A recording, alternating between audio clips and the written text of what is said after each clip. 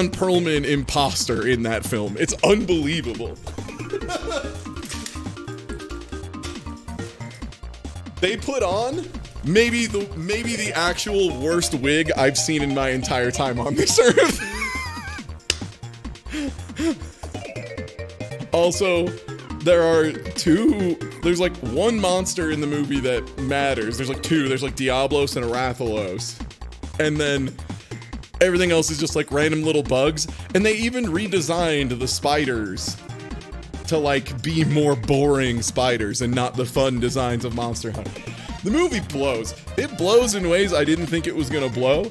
I never thought I would say it felt like there was that much filler in a movie that short.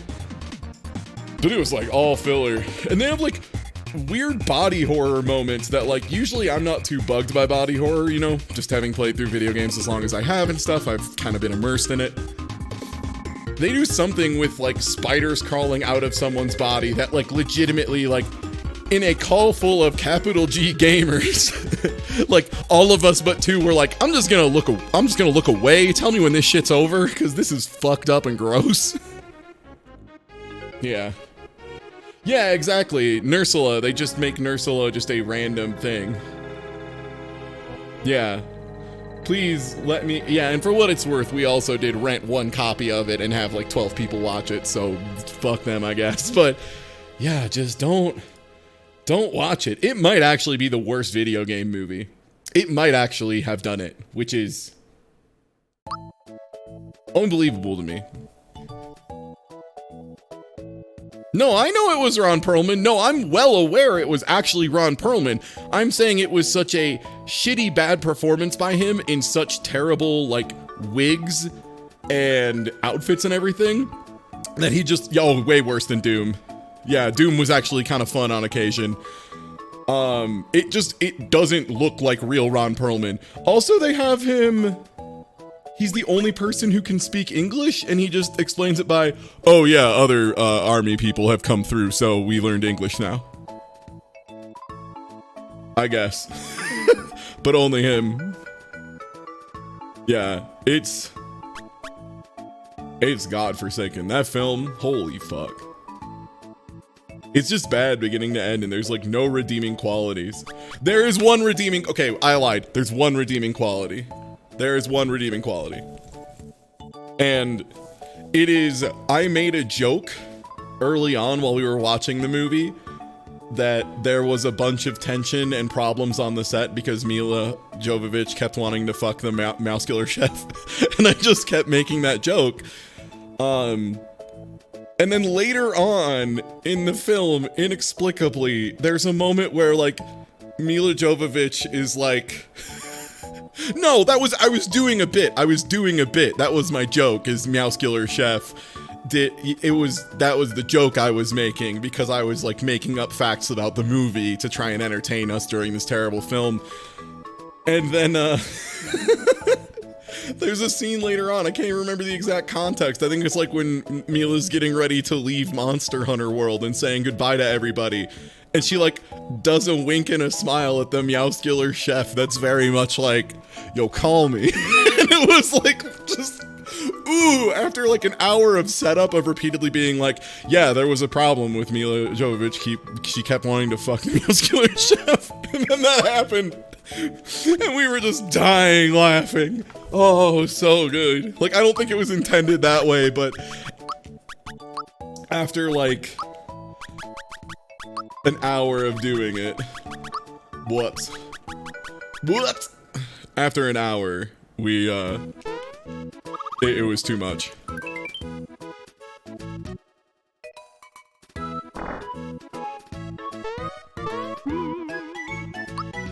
Also, hello, what's good? The other really funny part, trying to think, like, what else was going on in that movie. Like, it's just really bad. It's hard to overstate how not fun that movie is. Okay, we got Boss We're Early, which is always good. Bowser just starts with ludicrous stats early on. His physical scaling is out of control in the first few levels because you're not supposed to have him yet. So he's going to do a lot of work for us early. Hopefully we find good weapons for everybody. Oh, it's been a while since I've run this randomizer. I miss it. How's it going? Not too bad. Set up a bunch of pizza dough. Because Smite wanted to do another meal night with the team. So I'm getting in a couple practice doughs because I'm baking at high elevation. Because where I live is like 5,300 feet above sea level. So like just over a mile. So it ends up being a little tricky to do some baking around these parts.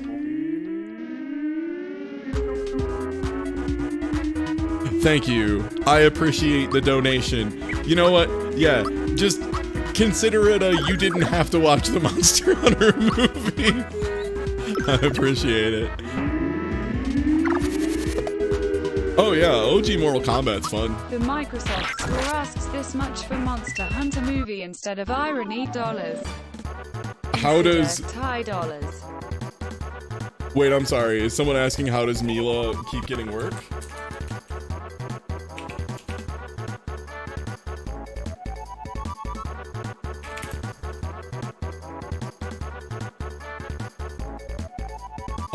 Okay, so you know how Paul W.S. Anderson is the director for all this trash ass? Okay, here's your first clue. Who do you think Paul W.S. Anderson is married to? Follow-up question. Who do you think Mila Jovovich is married to?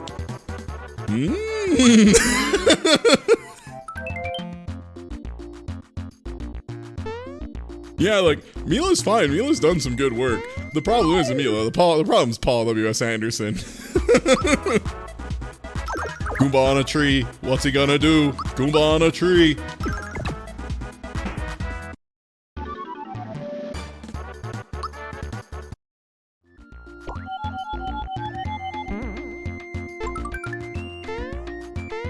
Come on. No. No, get out of there, you dumb idiot. No. No. Uh-oh.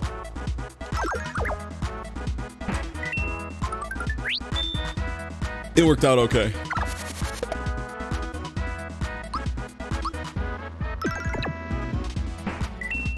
We should watch the Street Fighter movie in black and white again.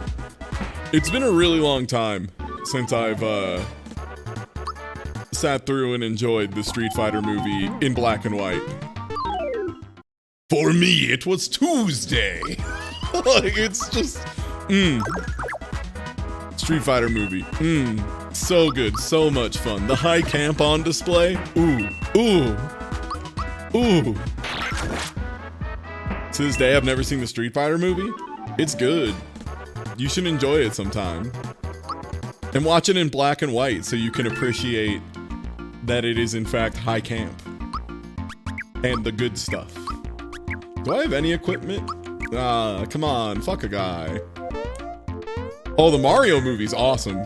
Yeah, I had never seen the Mario Bros movie until I watched it with Rough Cuts, which is a podcast that my friend The Boix and Ilian do. I believe it's at Rough Cuts Cast, RUFFCUTSCAST on Twitter. And it's good shit, and we watched the Mario Bros movie because Yoshi is a dog, I guess. We just wanted to watch the Mario Brothers movie, and it's like legitimately super fun. That movie gets a bad rap, and like, don't get me wrong, if you're going in being like, I want a faithful lore recreation of Mario Brothers, yeah, you're gonna walk away pretty disappointed. But if you're like, I want the wildest interpretation of Mario Bros in real world I have ever seen, get there, baby. Get there. It's so fun. That movie's a hoot. Wait a minute. Wait a minute. Hold up.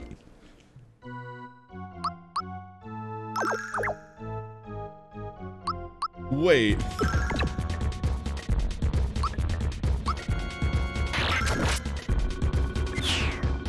Was what, my Paul Blart? Sorry, I missed that for a second. I was gonna say, the podcast I run with Kuvo, Serene Dragon, and Vicus, that is Podcast of the Galactic Heroes, also found at Gundam_podcast on Twitter. And no, the movies we've done are Paul Blart Mall Cop 1 and 2, Grown Ups 1 and 2, Sex and the City 1 and 2, and Master of Disguise. I wish we got to enjoy good movies. Well.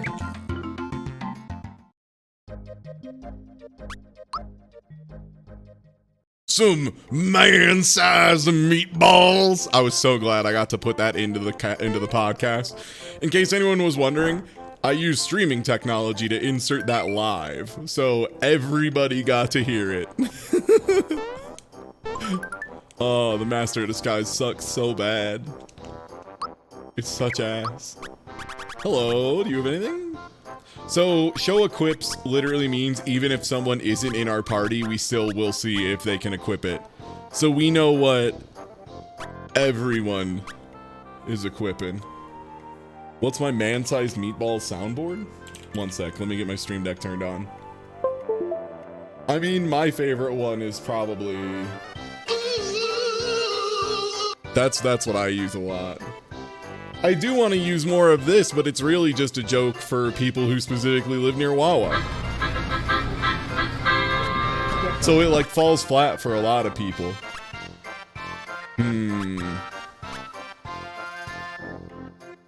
This is like actual armor. Someone should wear actual armor. Hoagie's ready.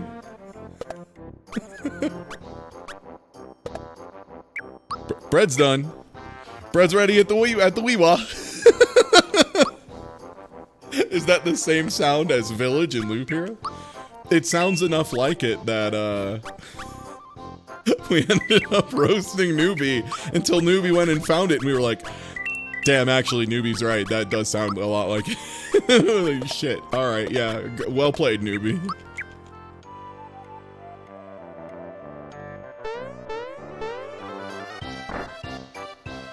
I wish that's all Master of Disguise was. Especially because Dana Carvey isn't good at impressions. Like, none of the impressions in that movie are good. The Master of Disguise is so bad. Like, it's not just in that movie. Dana Carvey has never done a good impression. I'm sorry, Dana Carvey, if you're watching, but you've never done a good impression, dog. And like... yeah, like, and you might say, oh, well, that was because it was for a kid's movie, so they're all bad and exaggerated. Nah, dog, I've watched him in adult stuff like SNL. His George W.H. Bush wasn't good. It just was a caricature. It wasn't accurate even a little. And like everyone had a George W. Bush at that point in time. Like, do you want a, if you want a George W. Bush or like an Al Gore impression, you could probably just go into New York on the street and ask 4 people and find 3 people who are convinced they can do them, and 2 are gonna be better. What was the church lady? These are the mysteries. Yeah, are my bosses not random? Hold up. One sec. Did I somehow unturn off bosses?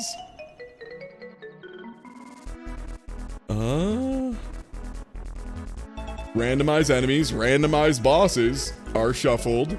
Randomize bosses, music include Culex. Yeah, it should be. Huh. I mean, the palettes are randomized, so... Hey, if somehow we have the first instance of the bosses just inexplicably not getting randomized... Here, you know what's wild about randomization, though? It could all be vanilla, and you still wouldn't be able to disprove that it is, in fact, random.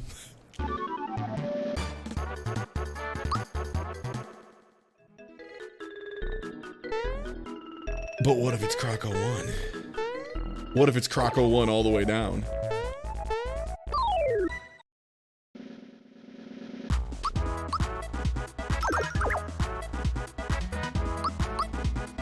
Exactly, yeah. If it 100% couldn't be vanilla, then it wouldn't actually be random. You would have put a restriction on it.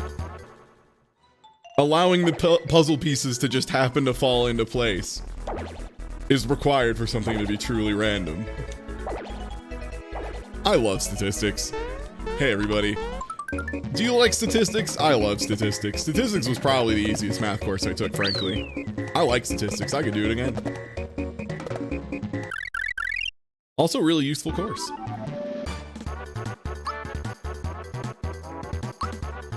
God, right when we did Crystal, we got Chikorita as a random starter. Y'all, I am so excited for Emerald Rando tomorrow, by the way. Every time I tested it, it ended up getting me killed in some new and exciting way. So I'm excited because I have turned off... I just didn't turn on any real safety checks. Cryptography lover over here, stats rule. Okay, thanks for your time. It's true. Yo, thanks for the first sub, Beans Joe Beans. Is that the Beans Joe Beans from Beans? I'm a fan of your beans.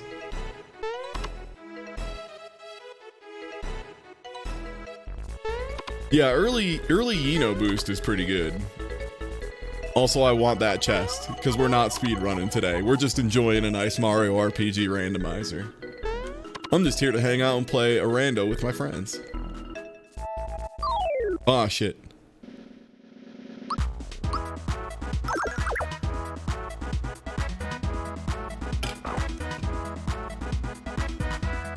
Yeah, that's the thing, Hit Points Lovecraft. When you're a broadcaster online, every so often you just have to throw out a joke that's laser targeted at one region of the world, just so everyone else is like, what was that? And then there's just a clutch of people just being like, what the fuck? Why do you have the wah wah hoagie sound on your soundboard? And I just go,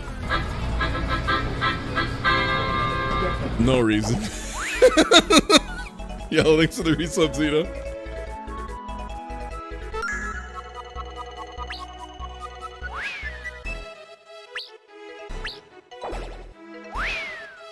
It's so funny every time.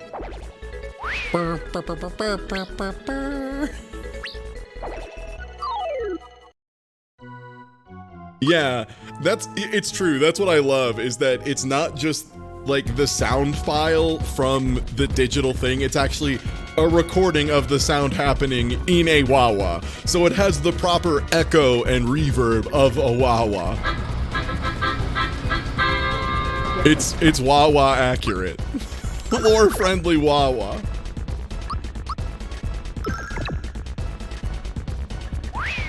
I swear to God I'm not, this isn't on purpose. I swear to God I have randomized bosses on. I literally just went and checked the flags to make sure they were enabled. The hum of the machine, someone talking in the background. Yeah, there's so much beauty in a reproduction of the wah-wah. Well, these aren't even French vanilla bosses, dog. These are vanilla bosses. French vanilla means almost but not quite vanilla. These are just where they are normally. This is just vanilla, no French here.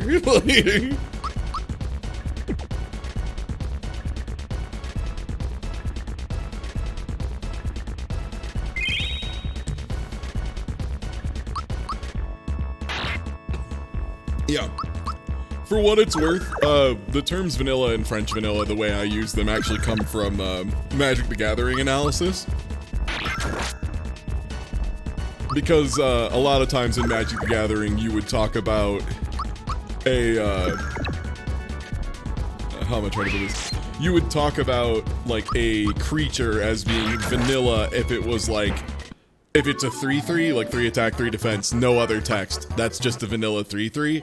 If it was something like a 3-3 with trample, that would be a French vanilla 3-3. Like, it has, like, a single ability on it. Okay, one of those was normal. Congratulations, Bowser. You get to wear your own gloves. Enjoy.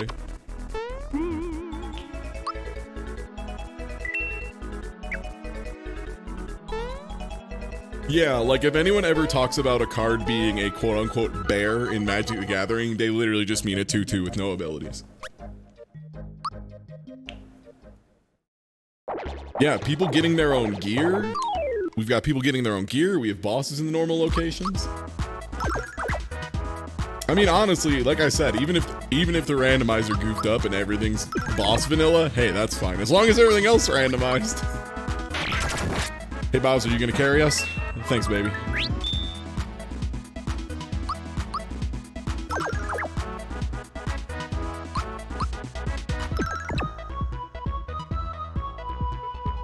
Yeah. Usually also it's a 2/2 for 2 mana. That part isn't as mandatory. The 2/2 is the mandatory part.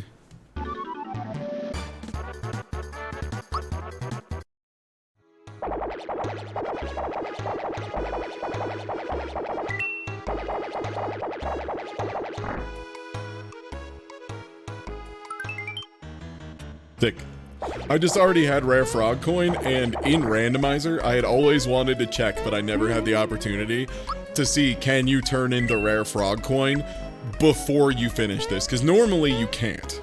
In actual original Mario RPG, you can't do that until you finish the fight. Do I do the like 3 fights required to get that extra goodie? Yeah, probably. I should. Alright.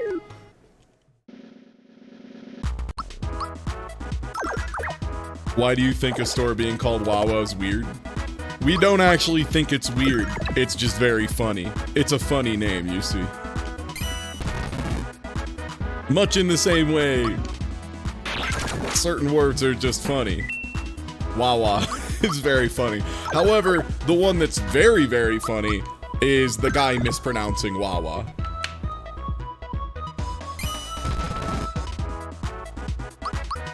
I wonder if I can find that guy who said, yeah, no, there's come and goes in my town too. Come and go just isn't as funny as Wawa.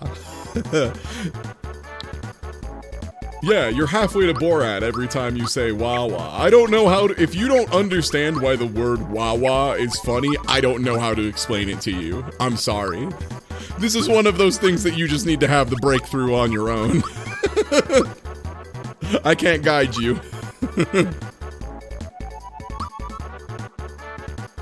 Oh, there's always been Tesco's in America. Yeah, Tesco's have been spread out forever. That's not new.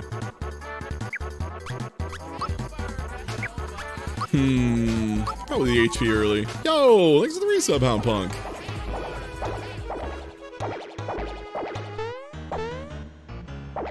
Oh, Zabeller, do you have the guy fucking up saying Wawa? Okay.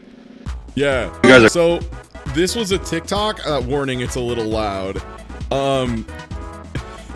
This is incredible because in theory, it's a guy, he's just walking into it and talking about how this is one of his favorite parts of his local culture. And I want you all to just hear this. Again, it's Wawa. No one who's ever been in a Wawa says what this fool is about to say. The great thing about my area of the world. This is a Wawa. What the fuck? Wawa? Get out of here. It's Wawa. What is this shit? You guys, a great thing about my area of the world. This is a Wawa. I hate it. I hate it so much. I can't take this guy saying, this is a Wawa.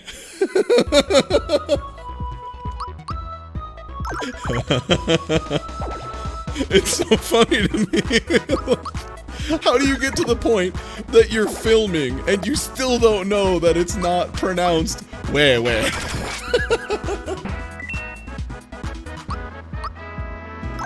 It's so funny to me. It's so funny. I love wah wah.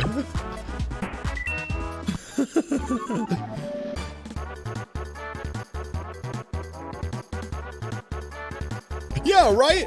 Like, they legitimately pronounce it Wawa, like in commercials and shit. Like, there isn't room for debate. You can stand on these guys? How about that? Oh, never knew that. Neat.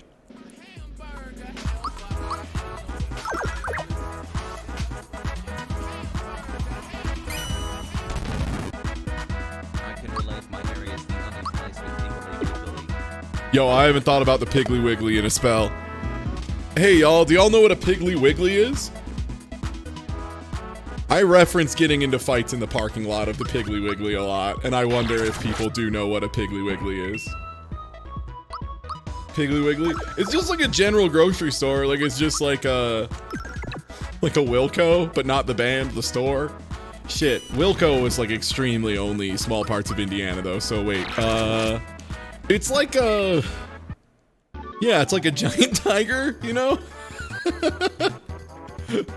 Let's just keep talking about all of the general stores that nobody believes.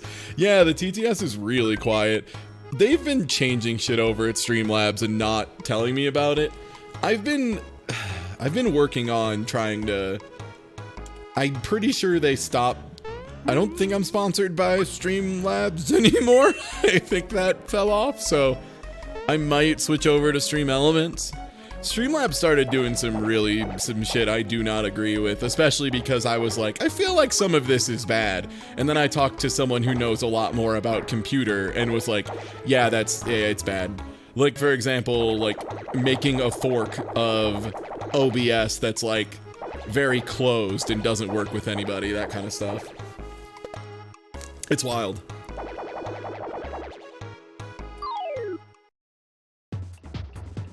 Oh yeah, Food Lion whips. I love Food Lion. What a good name. Oh yeah, I've seen Circle K's all over. Circle K is one of them that's a really common gas station.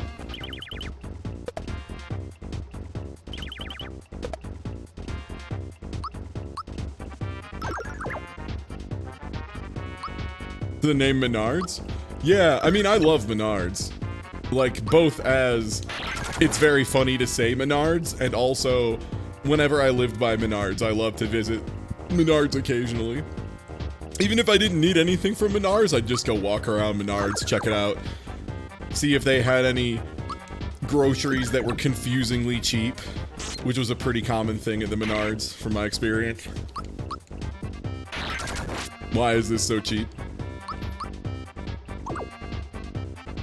Oh no, yeah, no, I'm talking about breaking out from using the Streamlabs alert box and stuff entirely. Like, I don't use Streamlabs OBS. I haven't used Streamlabs OBS in months because it's just not good anymore. Like, they stopped putting development into it, it fell behind, etc., etc. But I'm considering moving over to like a different handler. Because I think Stream Elements has their own stuff. I have to just figure out the practices of all the different groups and all that. Menards has groceries? Yeah, Menards has everything. They also have washers and dryers. They have furniture. There's a lot at Menards. And you can save big money there. That's what they tell me. You can save big money at Menards, which is... It's hard not to laugh, even though I am now an adult. Still saying save big money at Menards is funny. Every time. It is like a Lowe's, but also there's groceries. They just do what they want arbitrarily. You guys, a great thing about my area of the world. This is a wah-wah. I might have to put wah wah on my soundboard at some point. Also, what's good, everybody? All right, who's ready to hear? Oh wow, that one's really quiet. Hold up.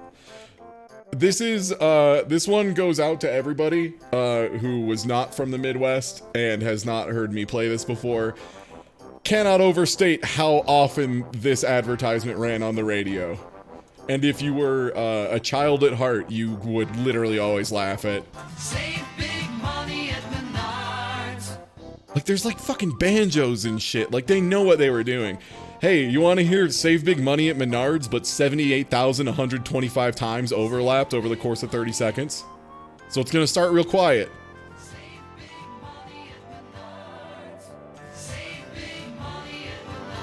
Oh, that's like 16. That's a lot of them. Now we're getting there. Yeah. Woo!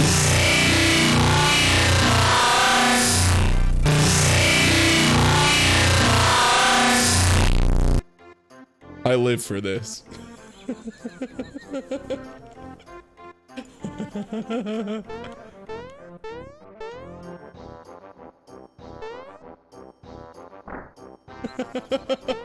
will always remember saving big money at Menards. There are so many things I do not desire to take with me from Indiana, but I will tell you, the Menards jingle, that's one of them.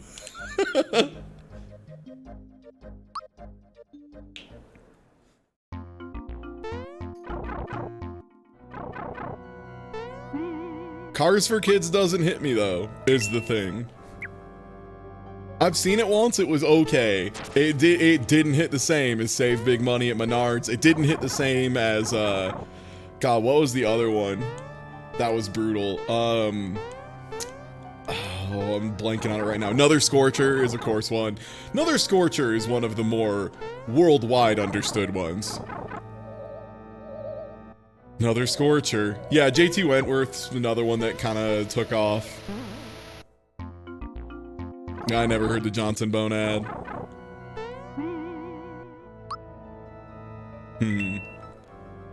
Empire Carpet had some good ones. Yeah, I was gonna say, the one that's like hyper specific and you only would have seen it if you were in the Chicago area and also in... I don't know how far it was. I just always assumed it was just like the slummy areas outside of Chicago, but it was probably like all of Chicago, right? Like, they don't just specifically be like, here, for the rough parts of Chicago. And that was Eagle Man, which... Sorry, I'm already cracking up thinking about Eagle Man. Hey, everybody. I regret to inform you, you just got Eagle Manned. Hold up. You're about to get Eagle Manned. Yes. Get ready to get Eagle Manned. Welcome to my brain prison. Once you see this, you'll never be free. Hi everybody, welcome to my hell. You now have to deal with Eagle Man in your brain as well. I've got something for you. And I've seen that ad so many times. Also, there's one I don't remember as much, but I remember it being pretty messed up. Yo, thanks for the follow, Cowboy. Illinois. Look at those low rates. Oh, I almost cut off the look at those low rates Guarantees read. the lowest auto rates in Illinois. Look at those low rates. It kills me because it's like got the most like Doomhouse ass read I've ever seen. Oh, word. Oh, okay. Oh. Sorry, everybody. It's been a while since I've had a Eagle Man watch. They made it out to the suburbs. Hell yeah. Yo, thanks for the donation for those low rates.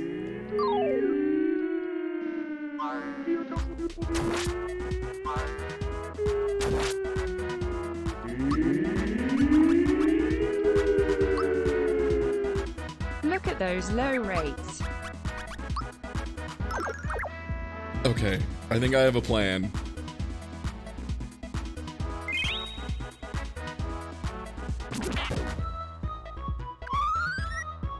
Some people drove without insurance.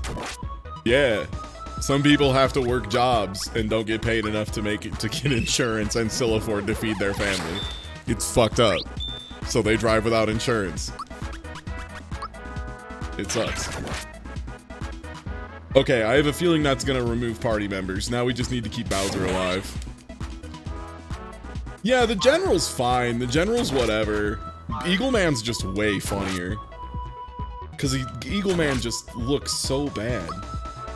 Everything about Eagle Man sucks. In a way that I could only dream of achieving.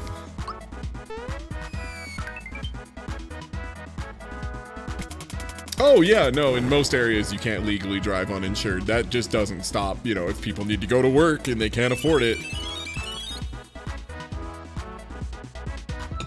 Yeah, it's illegal just about everywhere.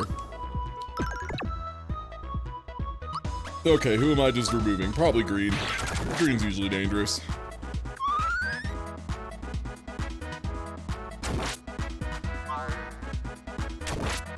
Yeah, it is. That's a thing in the US, yeah. You see, there's a difference between things being legal and things being immoral. And almost most people aren't willing to cross the second line, but they will gladly cross the first because the first line is fake. Is it state by state? Okay, I have never been in a state where it's legal to drive without insurance, for what it's worth. But I've only really lived in 3, so not the best sample size on the planet, to say the least. Is there a gimmick or a limitation to this playthrough? It's a randomizer. See, this boss normally isn't here. This boss is normally in a different part of the game. But now he's here. You see.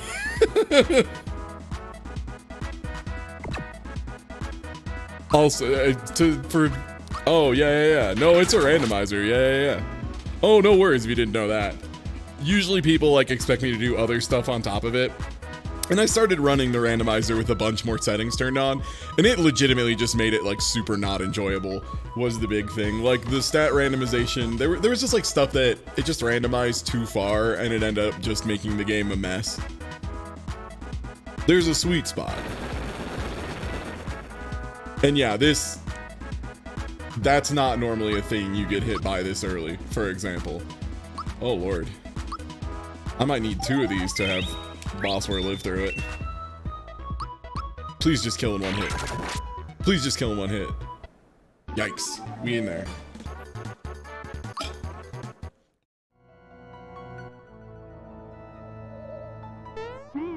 The challenge comes from playing as Luigi. Any new spicy updates? The biggest one, I think there might be new palette stuff because I've already seen palettes that I had never seen before. And the big one is they've put in, you can see who is able to equip stuff in the shop even if you don't have that character yet. So like as soon as you see a super suit or attack scarf or whatever, you know, whatever broken item you're looking for, as soon as you see it, you can instantly tell who all can equip it. Before it had to be like, okay, cool, I've seen an attack scarf. No one I have yet can equip it, so every time I get a new character, I'll have to run back here, check, make sure, all that kind of stuff.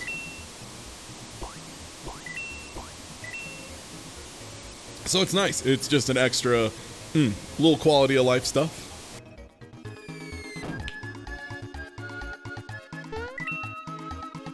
I did a bad job. There we go.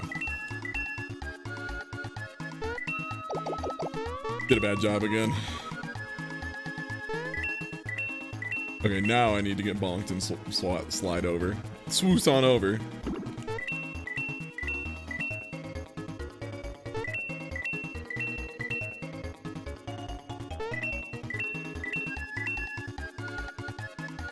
This one.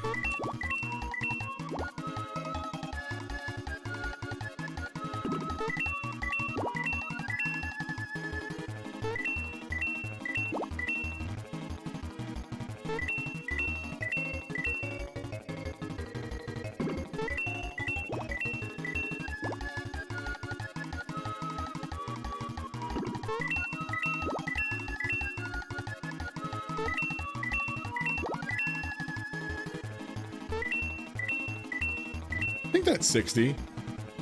We should be good. We should have our first 60.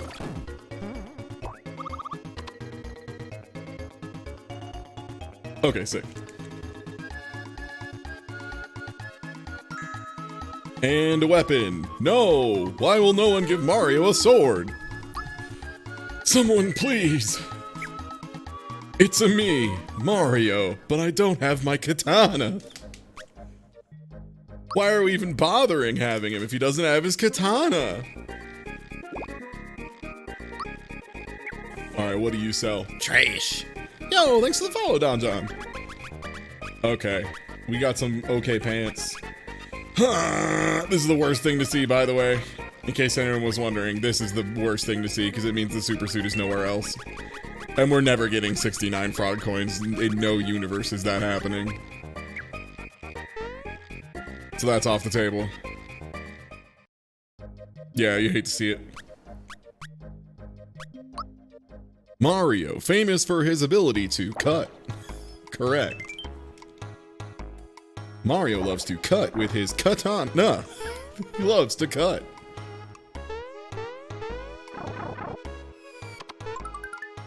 Also, it's good, Loon.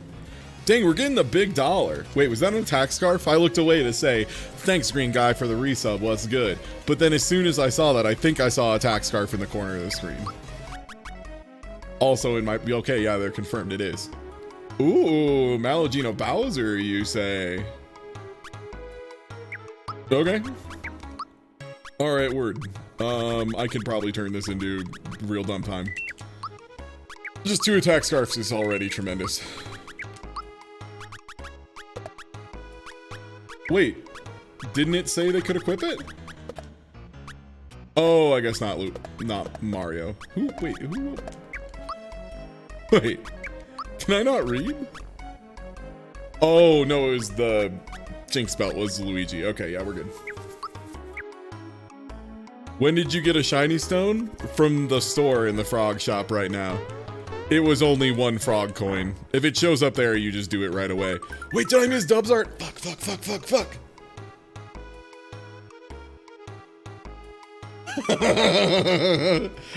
That's got a very sweet bro and hella Jeff energy that I can really appreciate. As a joke enthusiast. That rules. Save big money at Menards. Alright, I'm gonna rest here just to see if I get a chicken nugget.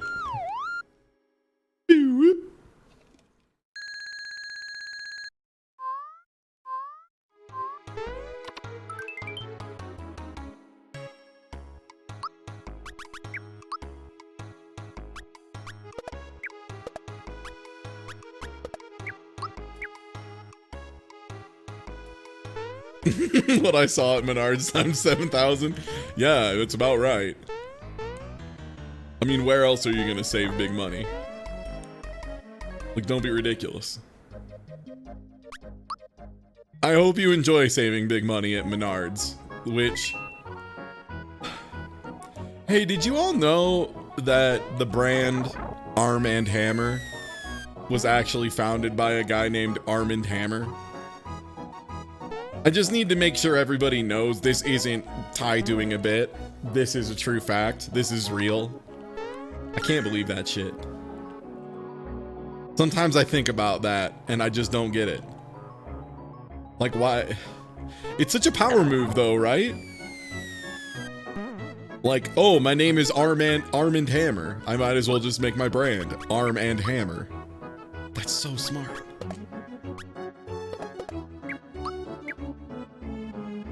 Yeah, during Giant Bomb yesterday, they were discussing it and it got brought up and they were like, they were also blown away that it was real. And I was like, God, right, that's actually true. Like, as soon as Jan said it, I was like, yeah, I hate that I know that that's true, but that's super true. Star egg, nice.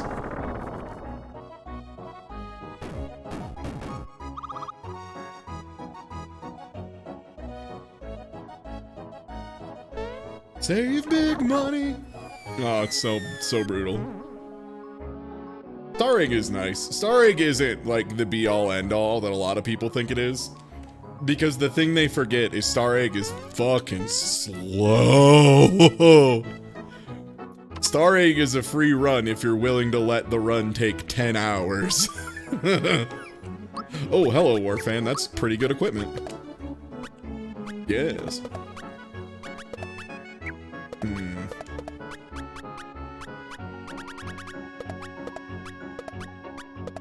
Okay. Oh, did I miss some rum? Oh, man.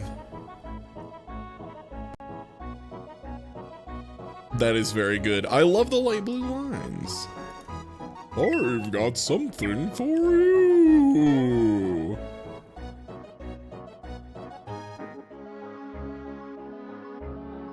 What? No, the Arm and Hammer thing is real. We looked it up the other day. Or Or did he try to buy it? And owns a lot of stake in it. I'm gonna need to look up specifics at this point. And I'm gonna need to source them, I guess. If we're hitting the point of people doubting or going back and forth on whether it's real or not. I now have to go look into this. I can't believe it. I'm gonna actually have to fucking fact check about Arm & Hammer.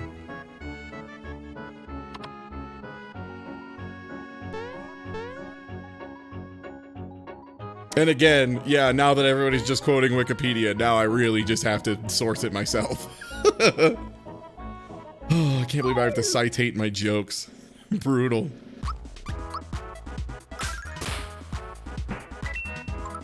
Also, yeah, Armie Hammer is the grandson of Arm & Hammer. That is very much 100% verified. God, APA format.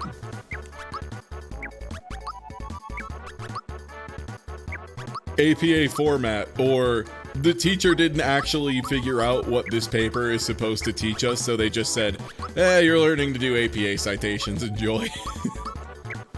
You're learning to follow a really bad instruction manual.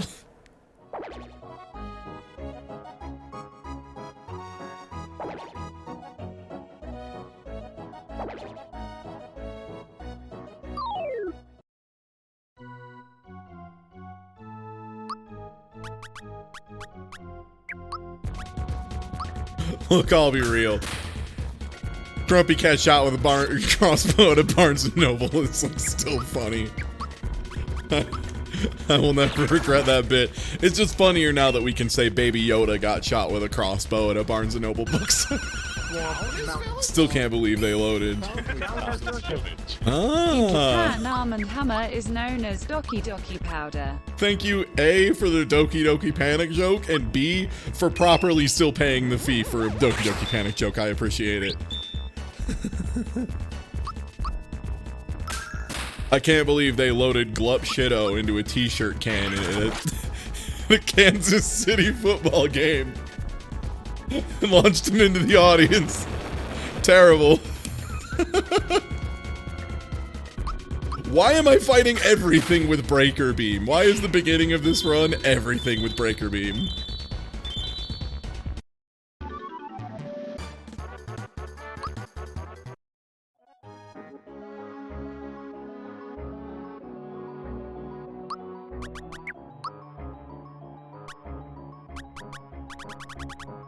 Alright, I know you can take Attack Scarf. You can take Hippie Paint. Can you equip War Fan? No. What spells do you have, Yina? Oh, I need to swap them in. Hold up. Hello. Just Terrorize, huh? How are your stats? Are they, like, comedically good?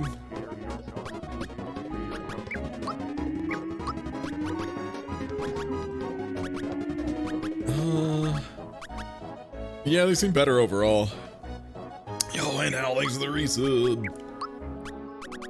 No Yino boost is a little sad, but there are worse things to have happen. Okay. So I just need to get another Attack Scarf.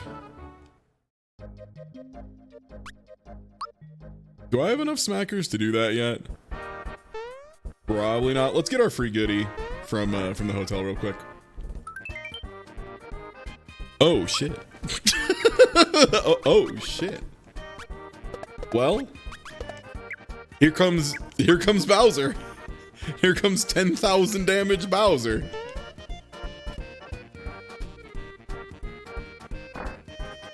That's good. You like to see that, for the record. If it was unclear, you want that.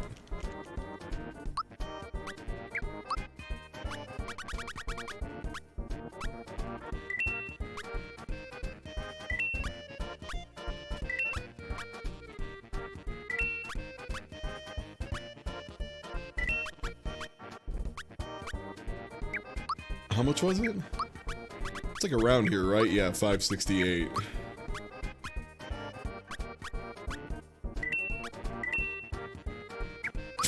Frick.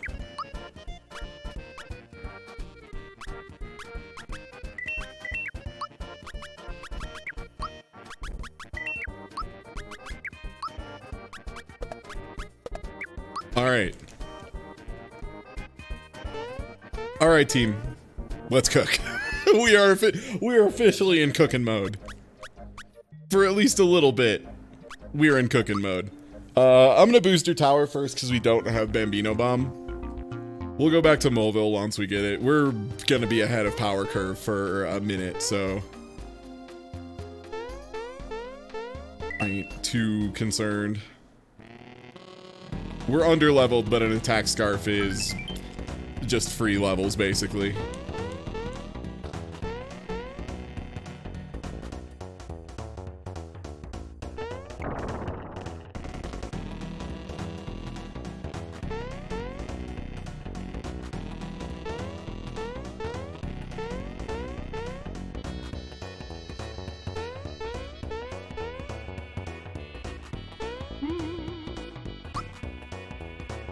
Three scarves. I just want to make sure we're clear that I have 3 attack scarves. Just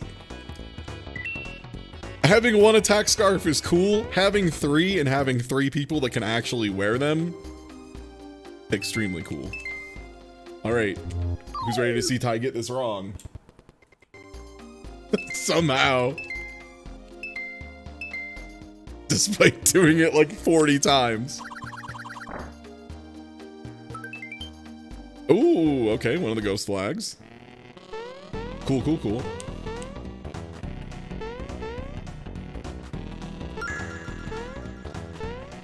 No thanks. I'm not gonna remember anything. I'm good. I can't believe this. I got duffed. Yo, thanks for the resub. What's good, Madafin? Ah, Mario, brother of Luigi Mario. I need that key. I hope that key is good.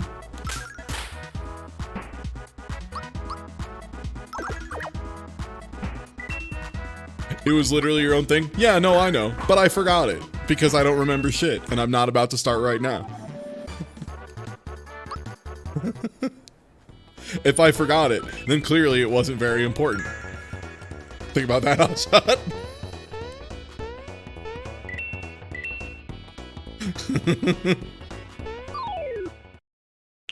God, yeah. The damage on Bowser right now is pretty outrageous. Honestly, the damage on everyone's pretty outrageous for where we are.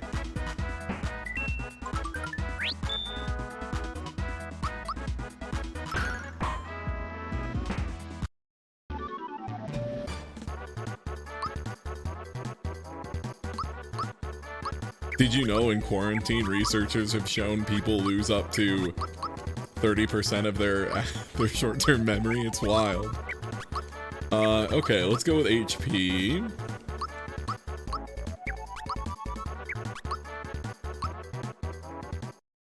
Mario. Mario.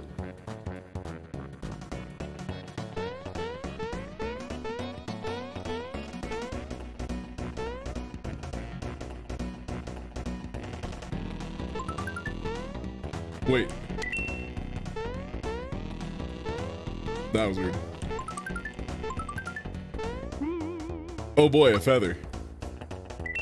I can go a little faster.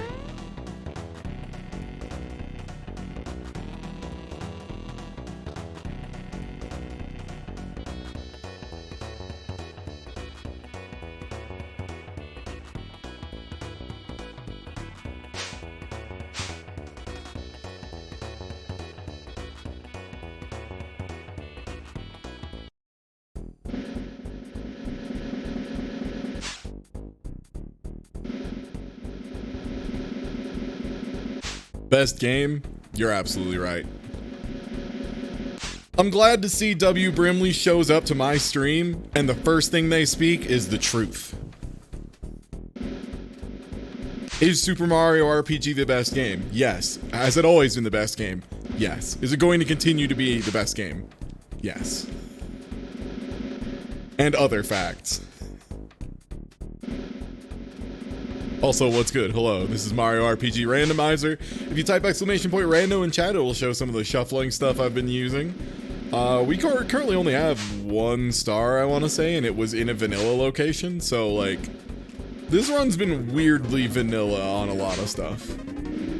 Only truth. Thank you for the resub, W. Brimley.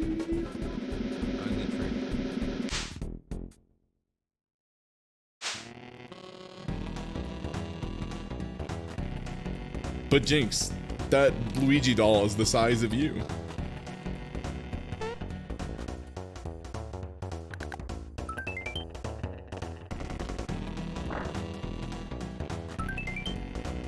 Ah, free wallet. Hello.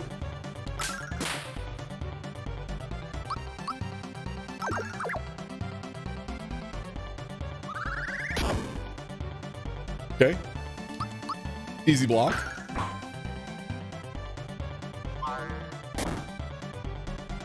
Easy block.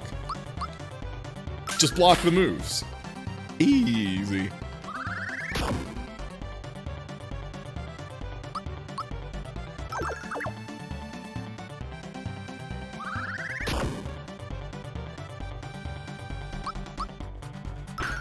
Just don't get hit.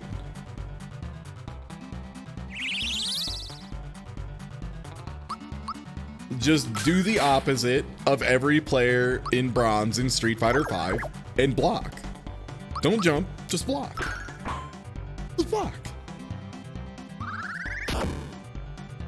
Dang, this is Jinx. Oh, right, I forgot, because booster scaling has really high HP, because you actually do have to take out all 3 of his Shy Guy buddies before you can attack him. So it's the health of all 4 of them put together. No, I don't think I will. Silver Bullet literally can't hit us, by the way. Everyone has an attack scarf, so that's just blocked.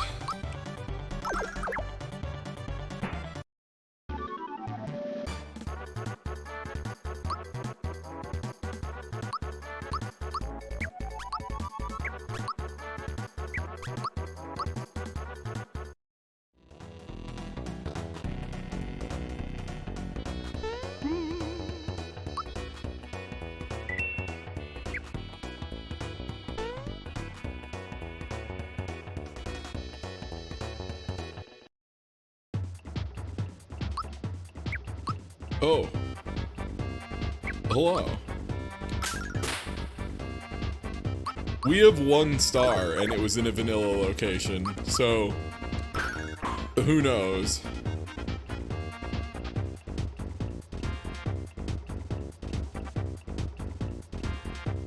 Wait, who is that actually getting copied? That's Mallow, right? Okay, yeah, it's Mallow. Mallow's easy. Mallow is baby clone.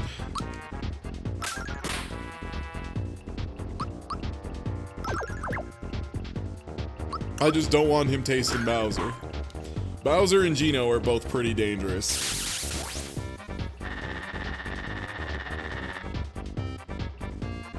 Yeah, Bloom 1 doesn't do the clones. Oh my gosh, did we get the best RNG? Did he choose Mallow twice? Kick ass. A rare treat for Tie Tuesday, where the boss decides to do the nicest thing right away, and Bloom doesn't instantly go, "What have you had? 4 Bowsers?"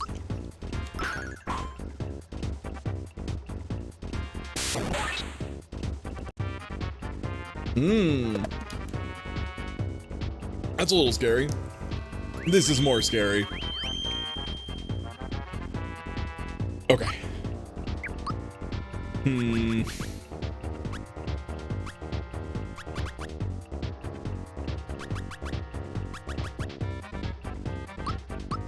gonna throw this down now. Try and keep everyone dying from dying from just an errant staticky.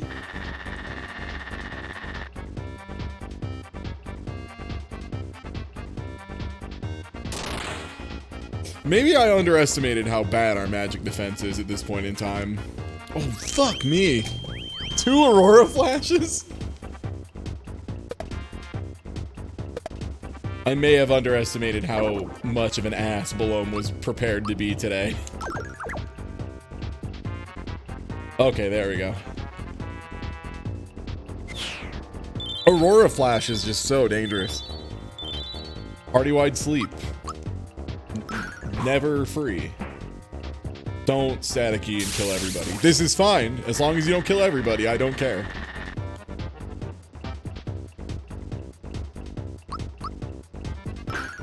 Just die in one hit, please. Thank you, I love you. Goodbye.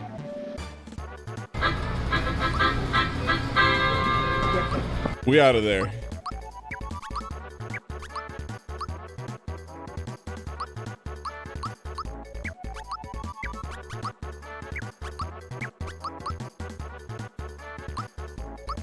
This is a way.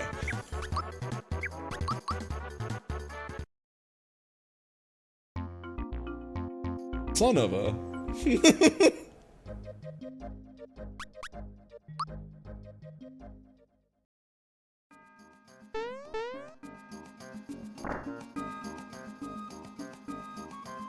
Hello, I would like shopping.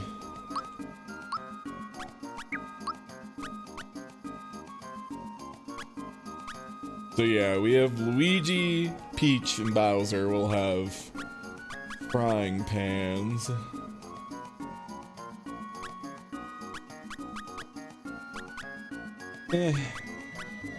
Nothing amazing here. That's plus 60. What does Gino have right now? Plus 40. You have plus 60 already. Okay.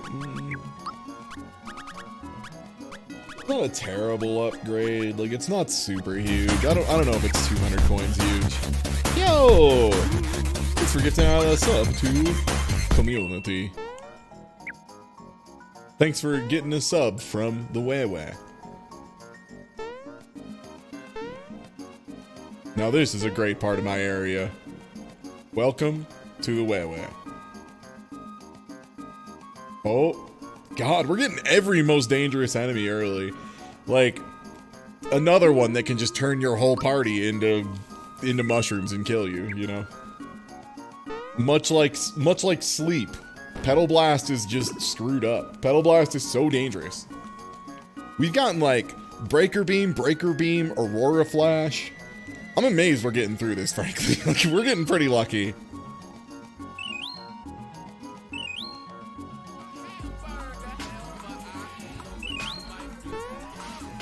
Like, we should be okay because we'll blow through it so fast, but it's really going to come down to if we get away with dealing with a Petal Blast or not. And yo, thanks for the resub, Jawa, dude.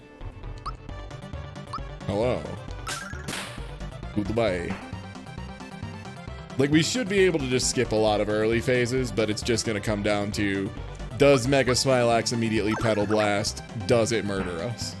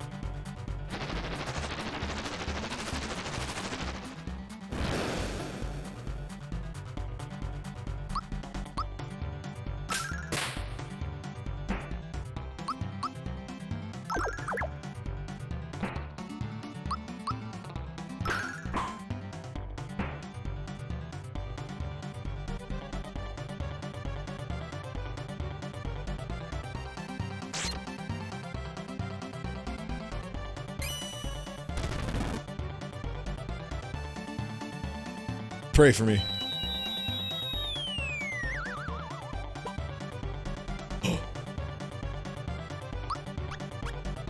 Get him out of there, Eno. No. Yes. Yes, good. Yes. Yes, good. Please die to this. No.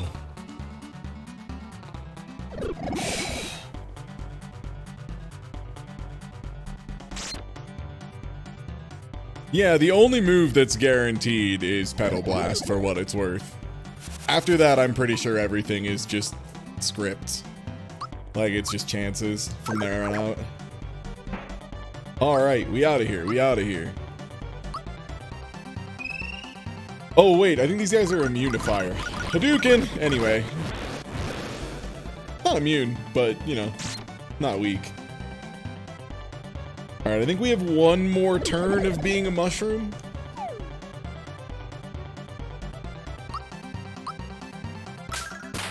Yeah. Confirmed. Hadouken!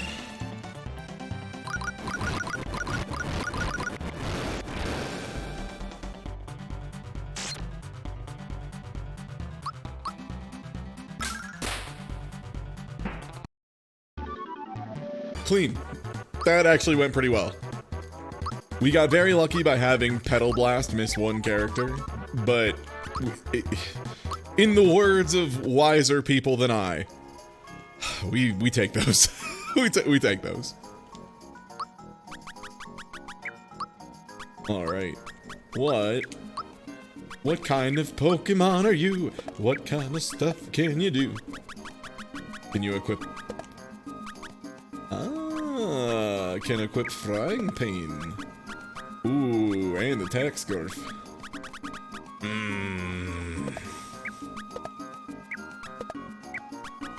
You know what? She will probably... Oh, well, first I should see what spell she got. Mute, Genoblast, Psychopath. Yeah. Maybe later.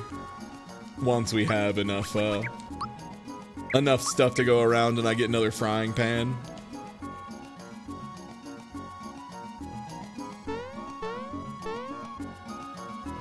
I still don't have Bambino Bomb, right? One sec. Let me check my special items, just make sure I didn't forget getting that. No, but I have two of the flags, I have one of the cards. Okay.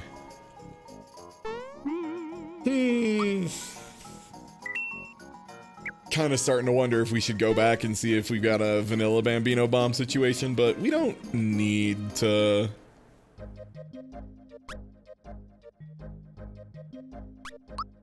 We don't need to do it right away. Every most dangerous one, I swear. It is disgusting right now. That enemy is so dangerous. The clock is so dangerous.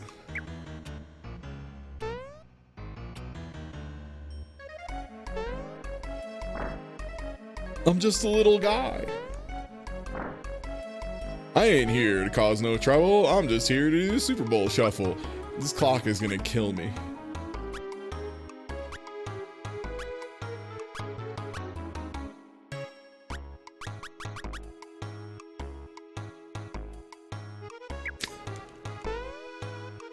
Literally the only thing I'd want out of there is maybe the safety badge.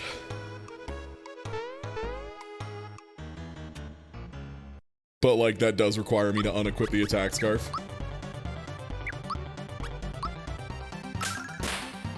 Alright. How fast can we delete clock? You know what? I'm gonna scare the clock. I will make this clock no fear. The clock does not know fear. I have erred.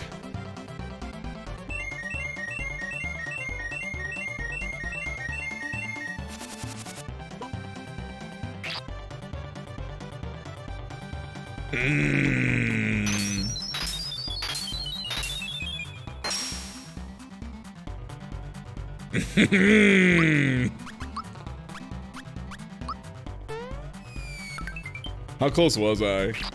Oh boy. Oh boy.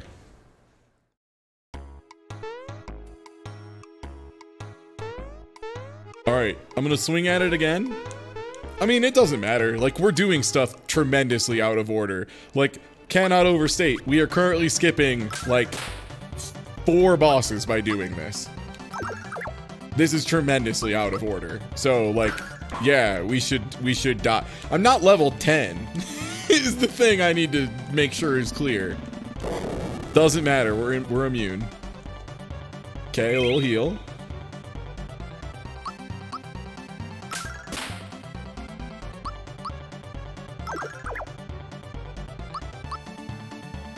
I just need one bell dead. All right, now we can move. Mute him, see who cares.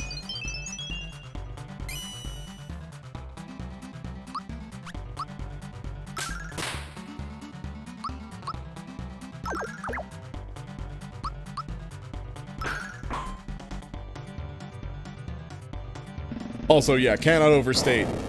That was about the worst early move. This is the other worst move to have happen. That's why. So Yuridovich has like really dumb, really dumb magic stats if you somehow weren't aware.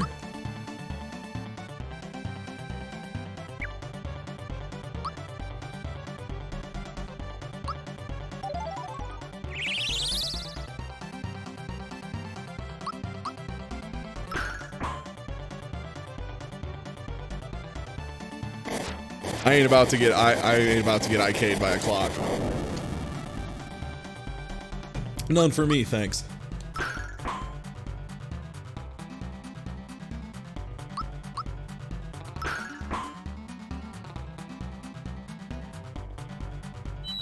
Do I still have red essence or did it go the wrong way?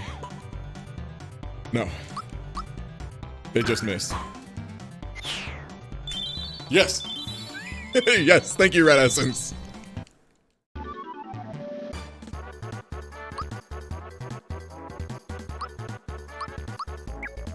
See, I knew we could do it.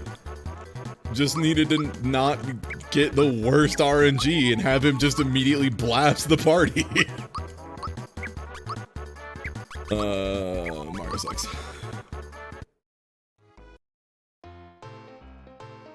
Well, anyway. Oh, good. I can go back to Booster's Tower and not check that shit.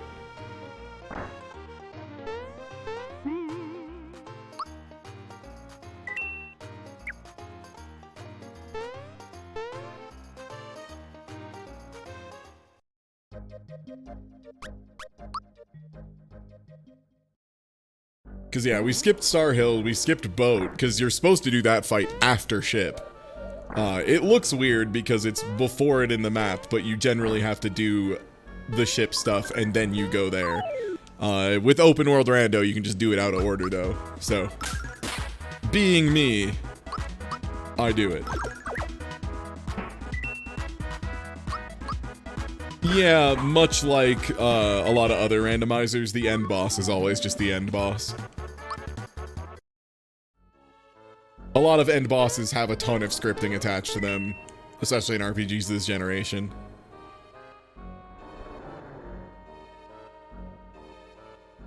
And I think Culex is actually meaner for stats overall.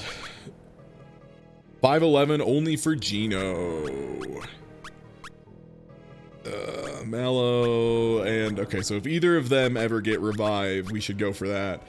Oh, I'd love that. Lazy Shell Dog.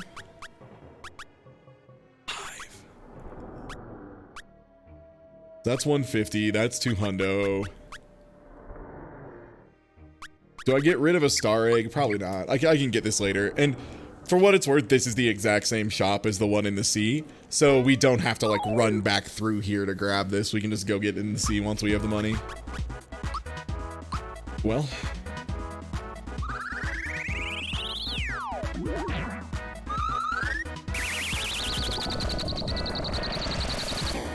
I mean, the biggest thing right now is just I am grievously underleveled.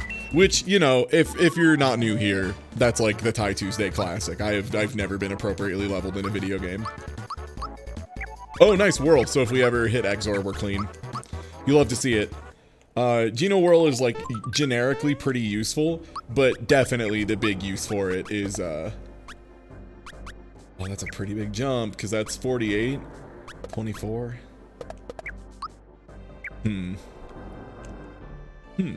What if I were to sell this equipment and disguise it as my own cooking?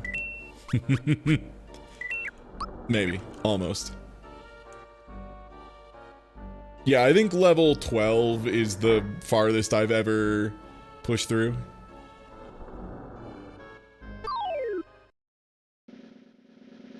The rando command is a thing, but sometimes they aren't perfect. Sometimes bots are just bad and broken. Why are there so many flowers in here?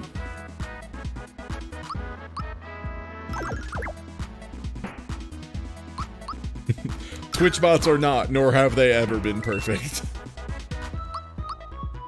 I know people who are trying to make their own Twitch bot just to learn the API.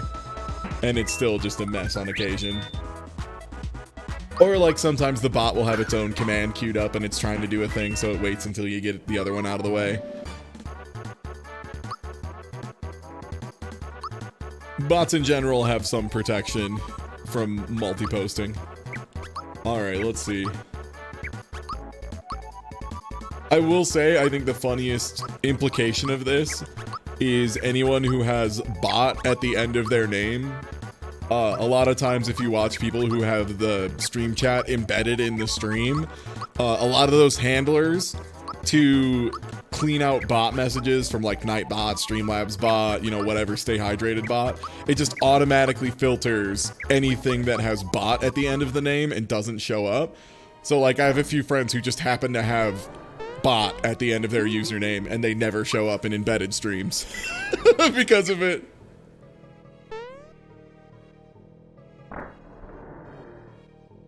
All right, let's see who's the pervert. Who's gonna be Squid Pervert? Who's gonna make my run go real bad? Please not the block.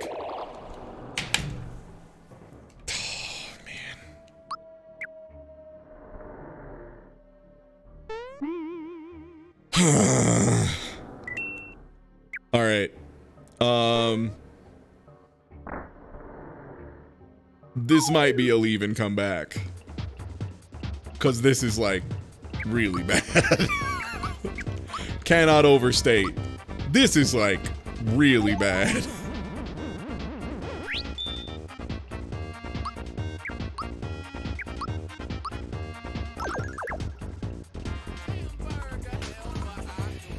Yo, thanks for the resub. No, the crystals are still happening. Crystals are speed-based. Squid legs. He needs to get his turn before he can summon them. Trying to think what's gonna be the worst one for us. I don't know, they're all bad. They all have a ton of health.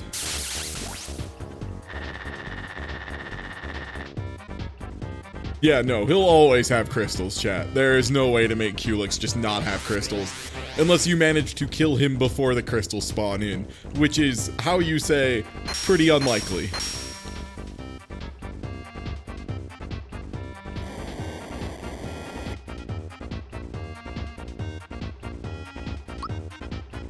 Yep, he always makes them just like a turn later. Try flash.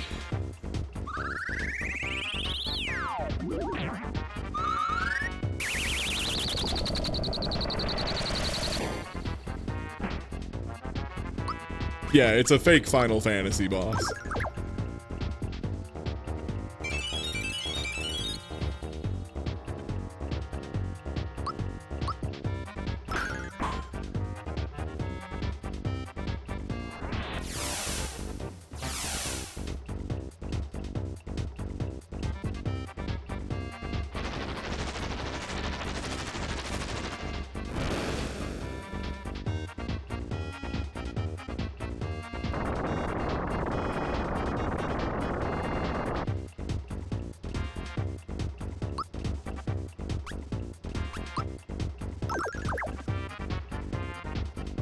Oh, why do they have so much health? Okay, there goes our power blast. Now we're probably fucked.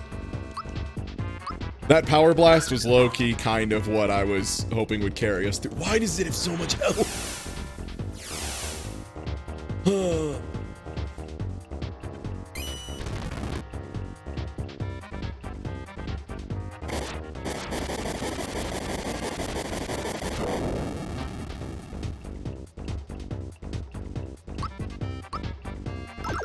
Please.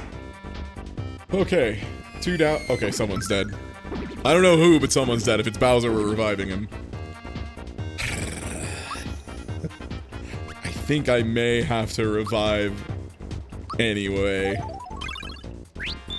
It sucks though, because reviving gives them so many actions.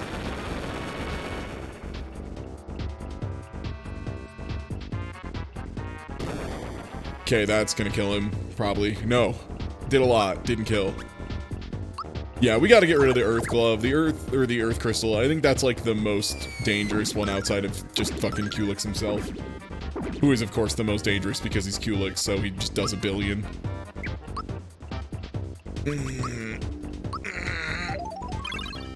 Yeah, we're relying on the squid's magic stat being butt.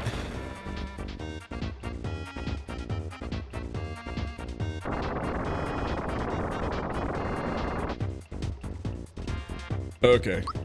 Fear is no bueno. I just need to get rid of the Earth Crystal. Yeah, I think when we run this again, what I'm gonna do is I'm gonna reprioritize based on how bad the magic stat is of this fool and just get the Earth Crystal out of the way and then just go apeshit and just direct attack Culex as much as possible. Because that's the only one doing like real meaningful, dangerous, deadly damage. Even Culex direct attacking does like none.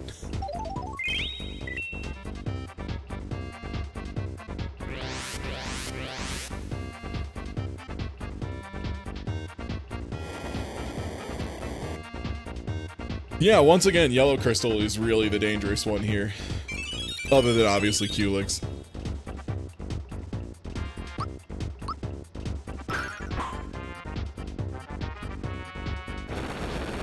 Okay, yeah, we'll probably be able to take a, I'll just take a bathroom break, run this again, and I bet we'll get through it. Because now he's gonna... Oh, Shredder, okay. Yeah, yellow has the most health too, is the thing, so I really need to go for it first.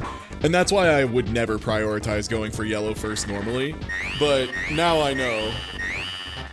Well, we're owned as soon as he decides to do Dark Star, basically. Yeah.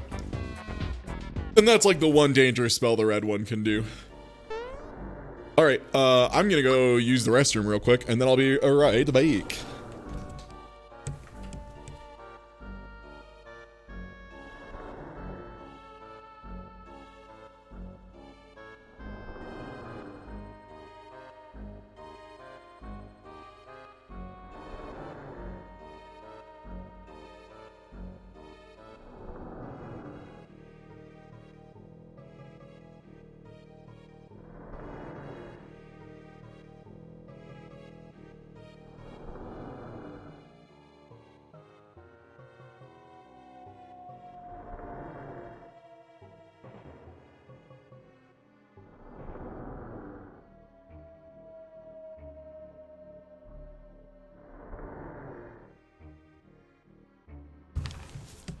PP complete. No, we still have the Star Egg. Star Egg just doesn't help. It's too slow. It might be okay for two of our characters to use, but not all of them. The big thing is we instantly Power Blast. I almost wish there was like something I could do for this first turn that would be more beneficial. I guess we'll see how much damage does this do. 230, yeah, so that's still faster than Star Egg.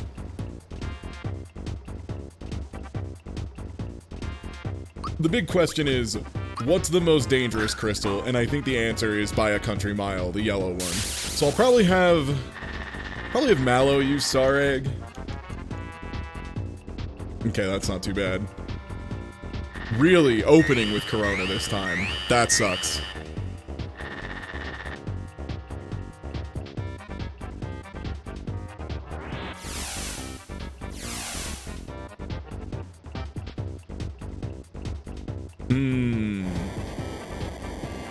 This was a much more dangerous opening.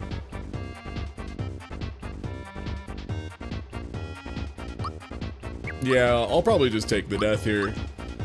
Because that was, like, the most brutal opening.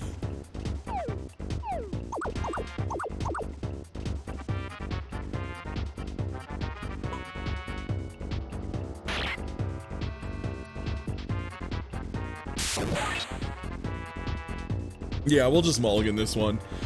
I'm gonna keep playing through it just to see and fact find and see if there's any other spells I really need to worry about.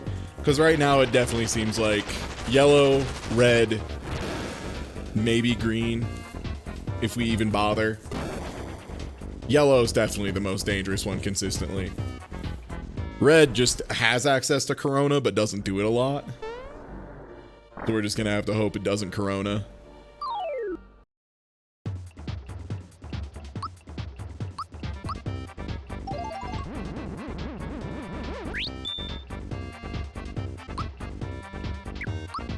Hey, why are we talking about control accessibility options? What happened there? Why are we so... What happened? Is that a topic? did that come up? Or are we just saying shit at random? Okay, word.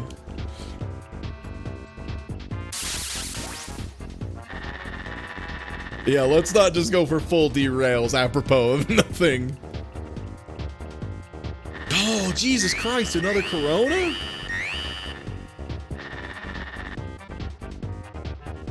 Man. And then the one attack spell it doesn't use.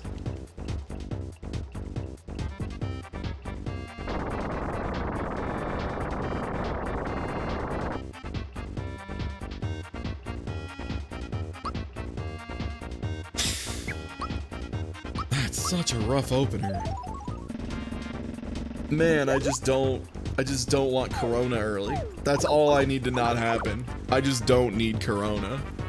I mean, Squid is one of the most dangerous slots in the game. Just generally speaking, because it's so much health. Earth Crystal showing off exactly how much too much health it is. That's the part that sucks about going for Earth Crystal first. Is it has the most health by a lot. What the fuck? Why is it just going apeshit with Corona now?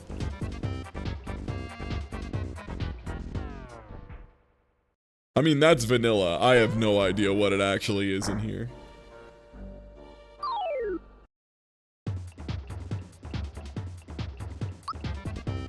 Alright. Please, don't open with Corona. That's all I ask. I'm a simple man.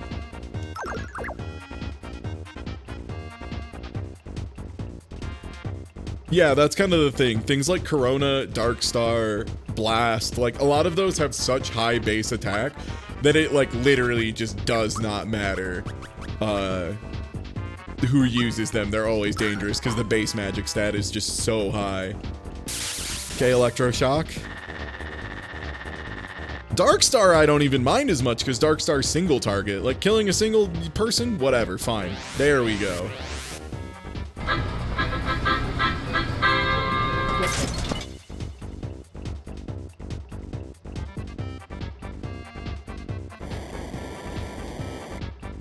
Alright. Well, not what I love to see.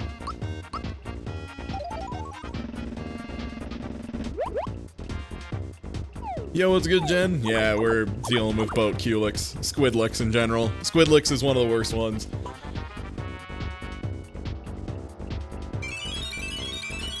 Also pretty bad. Oh no, okay. Squid magic's terrible, thank goodness.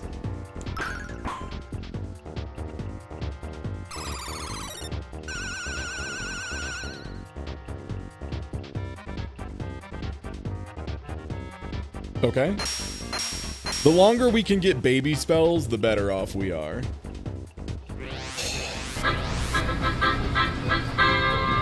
No Corona, baby! Okay, Boulder's a little scary.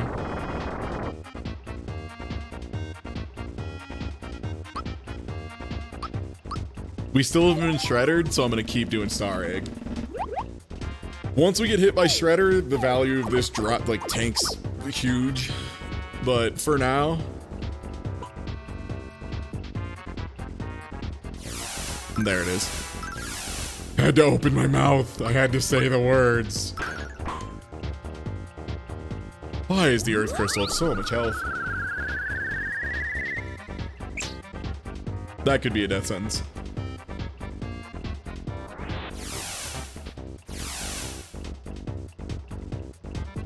Yeah, I'm still waiting on any vaccination news for me. Unfortunately, I am extremely healthy, and they removed the one stupid thing that was letting me be viable. Originally, they were like, yeah, if you have a BMI over this, you can just get in early, which is extremely not sensible when you consider the fact that, like, BMI is one of the worst indicators of actual health to ever exist. Like, BMI is so bad. But, unfortunately, they decided, now you need that plus another condition. And I was like, no! No, come on, but all of my muscle in my arms and my legs means I'm weak to the virus. Don't you know? Bowser gonna live at 1? No. Bowser not gonna live at 1. Man, like, how are none of these crystals down? Come on, just pop. We might just have to come back purely because that earth crystal is so tanky.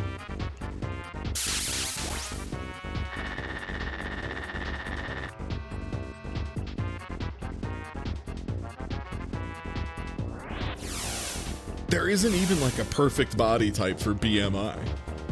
That's what's wild. It's just wrong. Like, it's just wrong.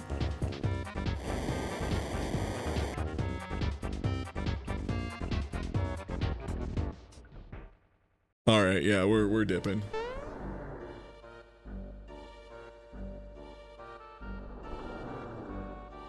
Oh, it was just bullshit made by bad statisticians.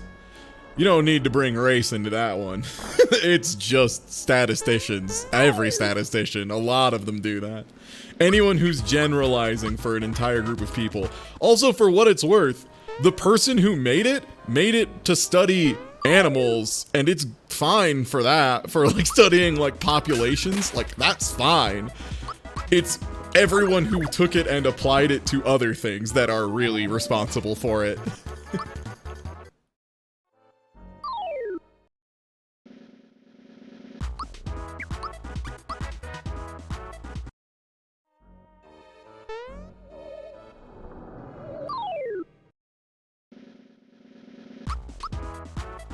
Why do people take animal science and apply it to people? It's worse than that. It's why do people take bad animal science and apply it to people? Like, everyone knows now that the guy who came up with the whole alpha wolf and all that shit was just super wrong and actually admitted, hey everybody, I was wrong.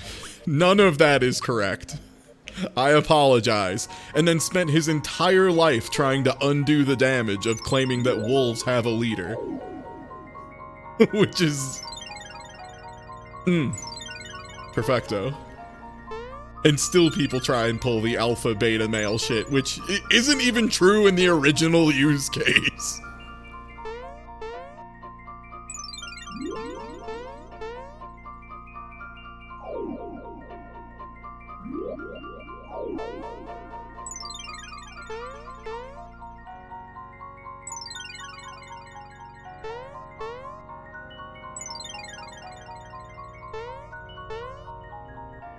Yeah, Tia is a reference to, like, Breath of Fire or whatever.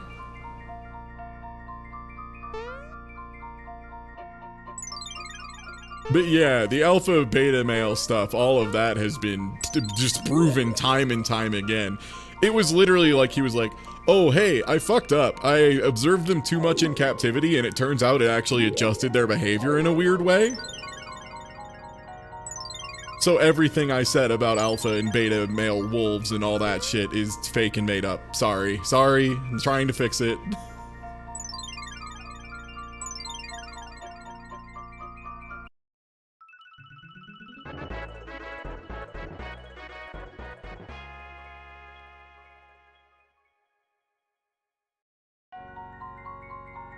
Star Hill is here.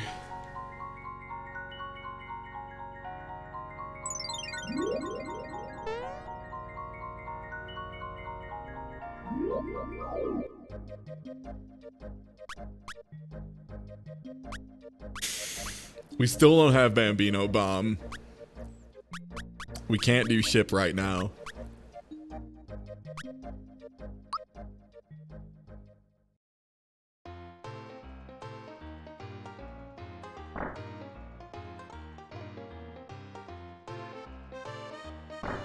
Is there even a regular store in here? No, not yet.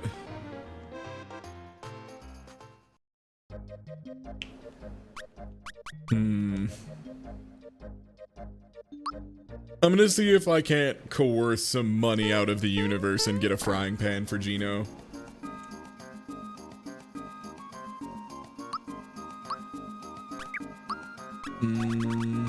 Why is wallet only 5? God, that blows.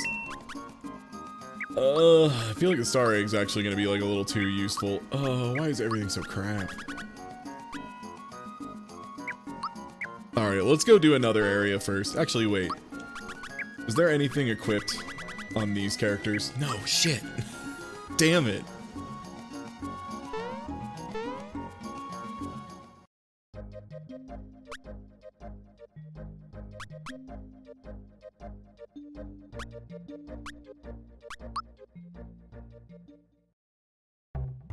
Let's just start with Monstro Town. Let's just... Alright, look. Already rewarded for starting with Monstro Town. I'm gonna check this because I'm gonna make the Thwomp drop down the key and it's gonna be the Bambino Bomb. Watch. Watch me do a cool trick.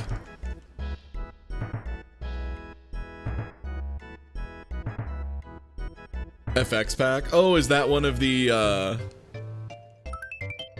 Fuck.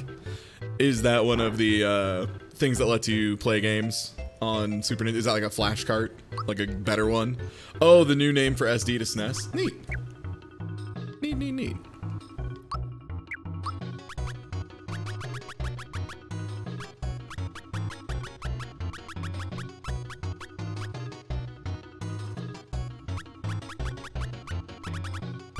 Dang, only one really good piece of armor. Got 30-15 there, because doesn't he have like a hero shirt on, which is like 48-24? Yeah, 24-12. 24-12. Dang.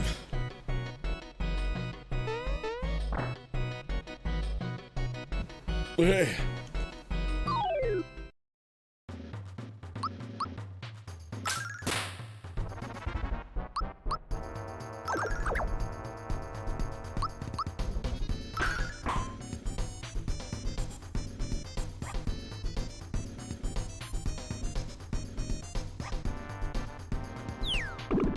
Yeah, I would say there is a real non-zero chance the reason they changed the name was just so that it would be less searchable on Google and would take Nintendo a little bit longer to find them. Oh yeah, right, I forgot, it was SD. Right. It was because, yeah, some company trademarked SD as a storage name. That's right, I had heard about that. Yeah, it was the people who copyrighted that expecting payment for people referencing the name of their product. Which is, like, mad dumb. And once more for the people in the back. No, it's not because they have to enforce it or they lose the copyright. Copyright doesn't work that way. That's a myth spread by companies. I don't know why people think that still. Well, if you don't defend it all the time, then you'll instantly lose it. Like, no, not how copyright works. Like, there are rare instances where if you let it get so far away from you, it's a problem, but like, what I'm getting at is no, Nintendo doesn't need to cease and desist every single game ever made in any variety similar to theirs. They don't legally have to do that. They could just fuck off. Yeah, like, there have been plenty of Sonic fan games, and no, Sega didn't just magically lose the rights to Sonic.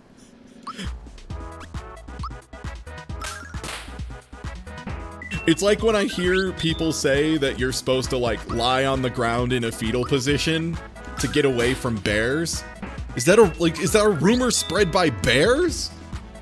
Have bears created a rumor mill so that they'll convince people to lie down and get eaten by bears?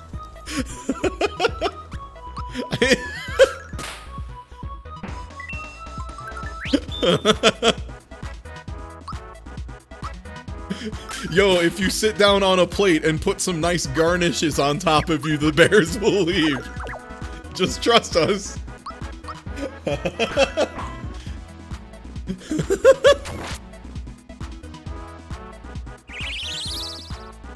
Yeah, slather your body in honey and sit on a big plate. The bears will hate that. There's nothing bears hate more than if you make yourself delicious with a little Chianti. Chianti bean. Some fava beans, please. Yeah, if you could put an apple in your mouth and make yourself like a cartoon pig, that would be sick.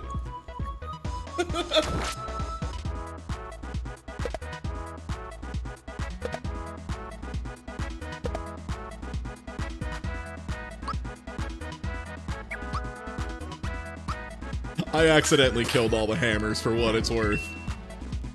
I was just trying to kill 3 of them, and I accidentally did all of them. This should almost be enough to take out the director, though. No. Is that Spritz Bomb? No, just regular bomb. Okay, still pretty bad. Okay, yeah, I do need to deal with the hammers. Even if my blocks are impeccable. 3. Okay, you're officially on hammer duty.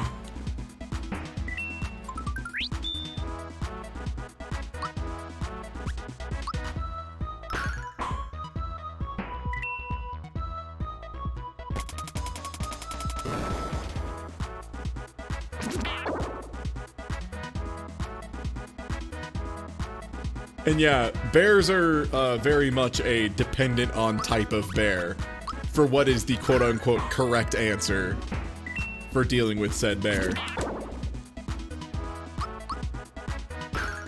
In general, though, just don't be around a bear.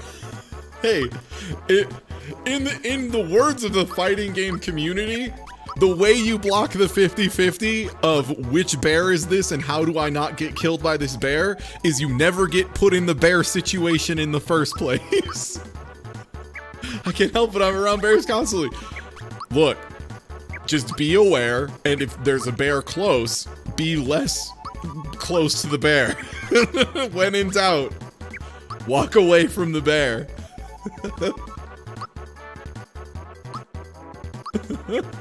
Also, I hope you are safe from bears, friend. That would terrify me. Yeah, cougars are fucked up. That makes sense. Cougars feel like an animal that might just be aggressive for no real discernible reason. I can't say for sure, though, because I've never worked with cougars. But it does feel like a cougar is the kind of animal that will just eat your face off because you're nearby and it thinks it'd be funny. Oh. Oh, I don't know why I got hit so hard that I just picked up one of these accents. Oh, hey. Hey, everybody. Big time Tommy here. And let me tell you, sometimes in school, they give you the lesson. They give you the lesson first, and then you get the test. In real life, you often get the test first and learn your lesson later. That's old school for life. OS for life.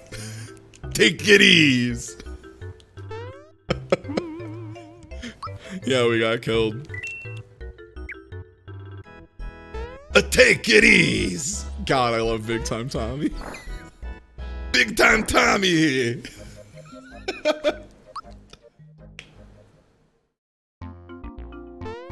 Take it easy. Yeah, polar bears are like super mean, right?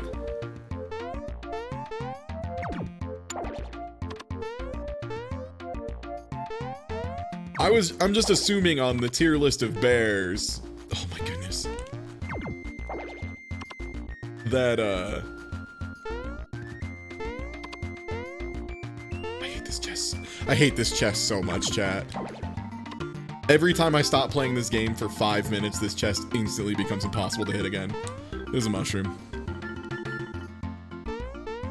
Where do you live if you're around polar bears? A research base? People live everywhere. Well, I mean, I'm sure growler bears are worse because growler bears are not a naturally occurring bear. And they're probably angry about that.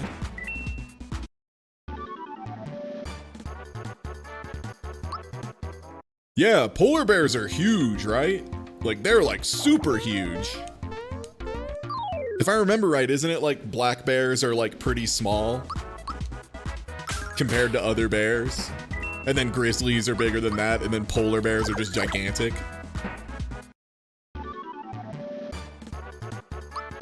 Yeah, that makes sense, that because the environment, they're just very opportunistic predators. That actually makes a lot of sense.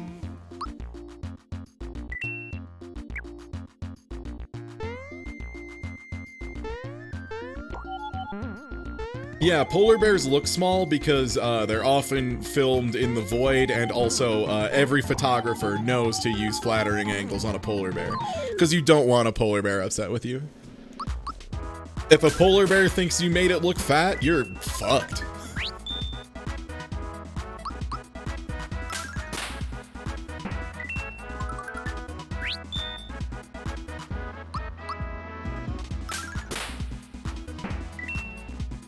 Polar bear canceled me with its claws and sharp teeth.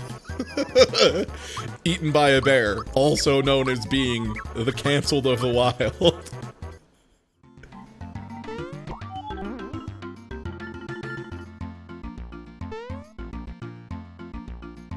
Whoop.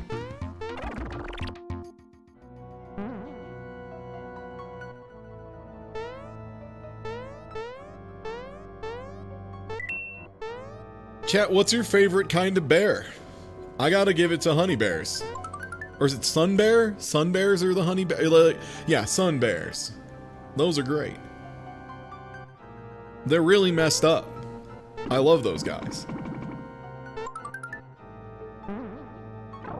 Sun bears kick ass because it looks like someone fucked up when they were making a bear.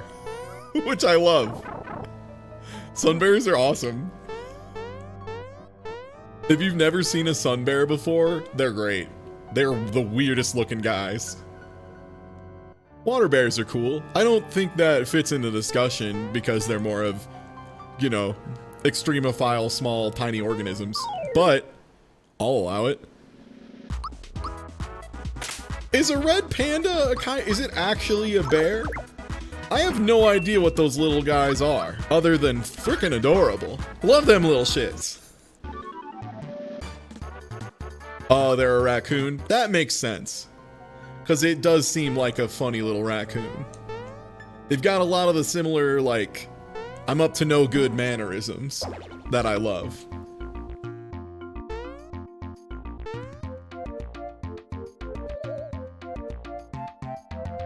Oh yeah, I think everyone's real. I think, what do you think is the funniest bear? Because someone in chat brought up one that I think is pretty good, which is those sugar-free gummy bears that they sold online for a really long time, and all of the reviews are like, if you eat these, you'll shit blood for a month. Like, those are so funny. You ever think about the diarrhea of a bears?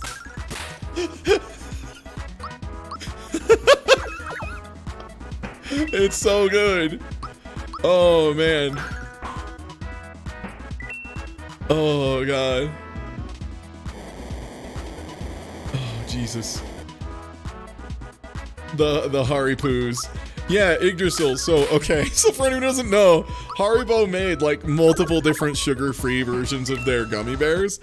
And so there's a lot of artificial sweeteners in the world because it turns out the bar of this thing tastes pretty sweet is very low, and the tolerance level people will accept on is poisonous is higher than you might expect. I can't remember if it was sucralose or like what artificial sweetener they were using. But yeah, there was some artificial sweetener they used in those. That if you ate like more than a handful, like more than one serving of these bears, which everyone does because they're gummy bears. No, it wasn't aspartame. Aspartame doesn't cause this. Aspartame, like all told, pretty tame. People try and blame aspartame for all sorts of stuff with non-scientific backing because, you know, new thing, we're afraid of it, etc., etc. it's easy to make white moms afraid of anything that they don't know about in advance. For example, MSG. Just say MSG is bad and white moms everywhere will panic. So, in a similar vein, this was some kind of nonsense like artificial sweetener. I don't know which one it is, chat. You can name all of them and it won't help me. You can look it up on your own. But yeah, if you ate more than a handful, it just gave you turbo diarrhea. It just gave you like super diarrhea. The sequel to diarrhea.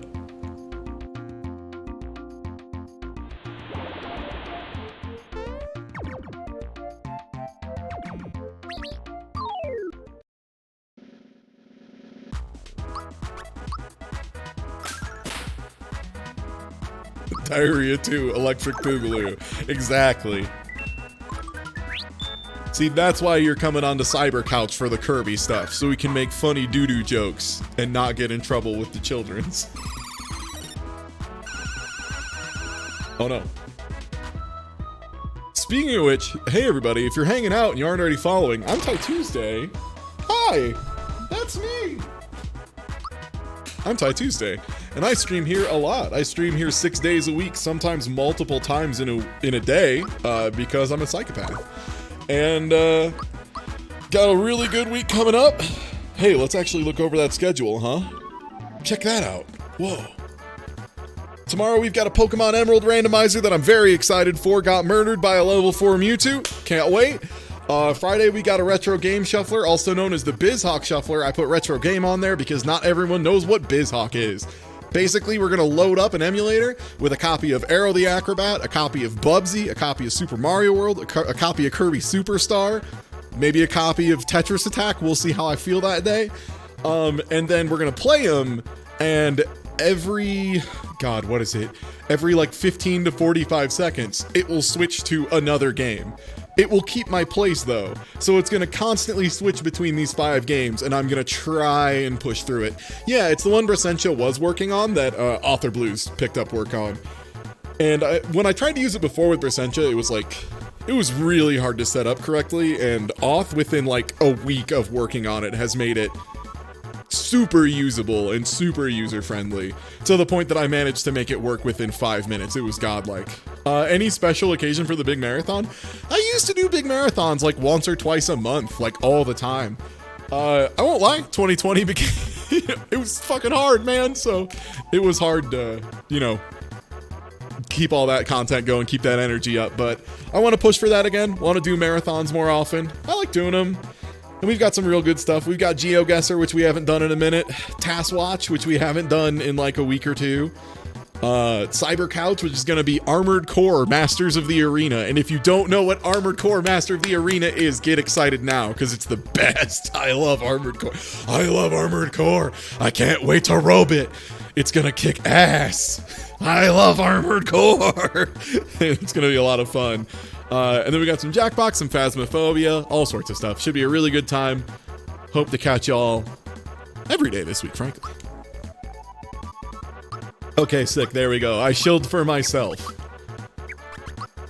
Let no one say I don't attempt to promote my own content.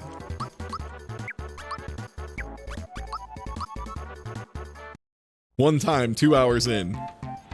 That's the level of advertising you can expect from Ty Tuesday. Yeah, a single day for sleep.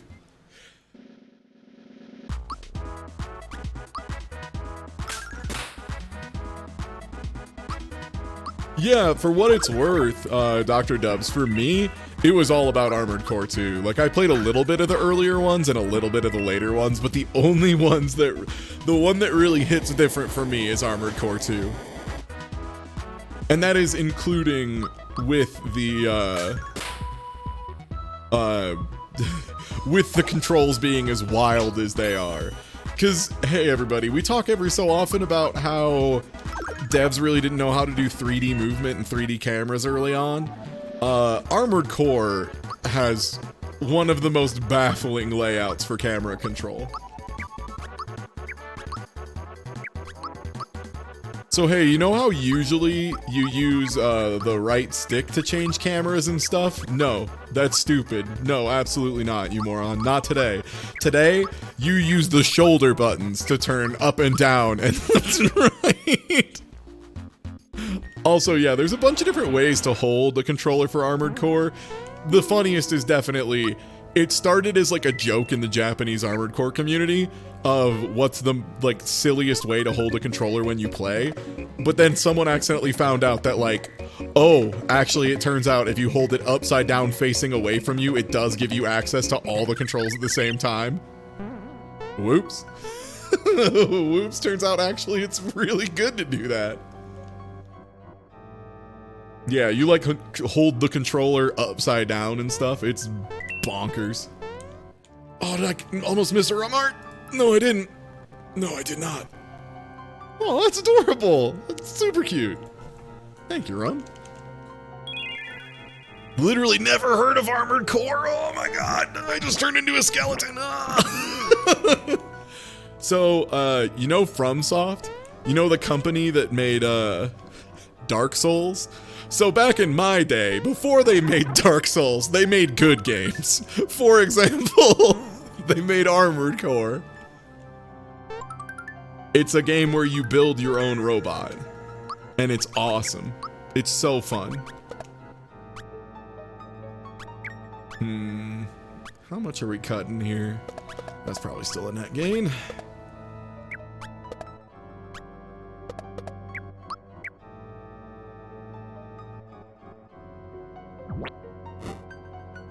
Yeah, Kingsfield is interesting because Kingsfield, you can definitely see the DNA between Kingsfield and like Bloodborne and the Souls game. Sorry, I'm trying to juggle 12 things at the same time.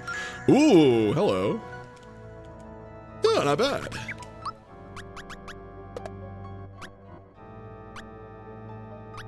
Let's go. Much better.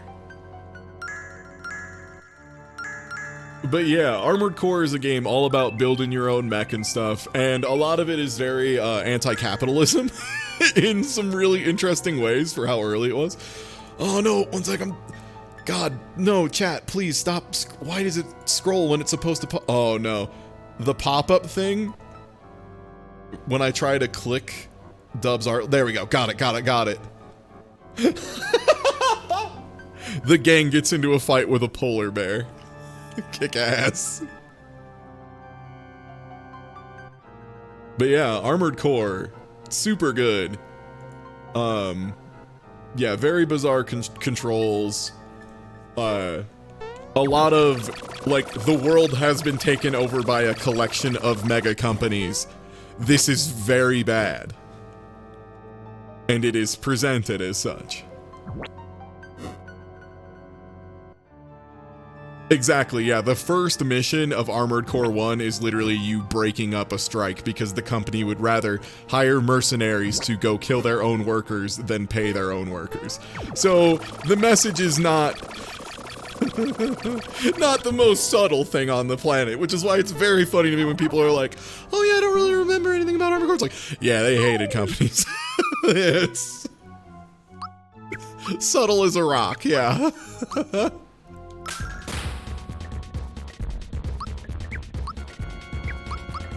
Okay, this guy could be pretty dangerous. Bloom's physical attack isn't out of control, so we should be okay.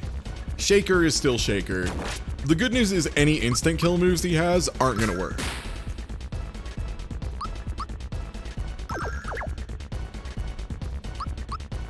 But yeah, the other cool thing about Armored Core was just it had a really, really interesting like mech building engine. Like where you'd have to build around your weight limits. It was also one of the first games I can think of, if not the first game I can think of, where the buy and sell price of components was the same. So you didn't lose money if you like bought a component, tried it out, and decided, actually I hate flamethrowers in this game.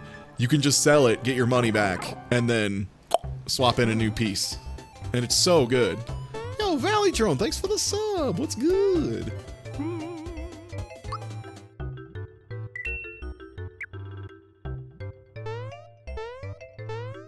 Yeah, if you put too much stuff on it, it just won't move. All right, we got some better defense.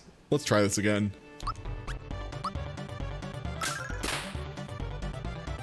See if I can get away with it.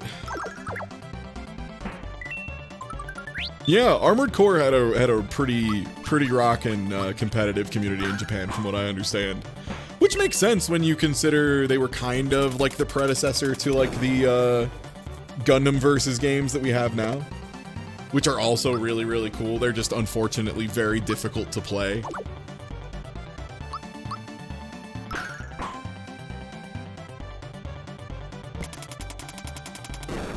Okay, maybe we won't get through this.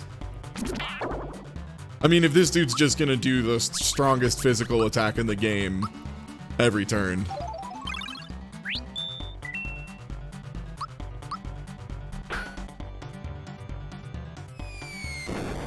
Oh, they're so fun. Yeah, those versus games are tight.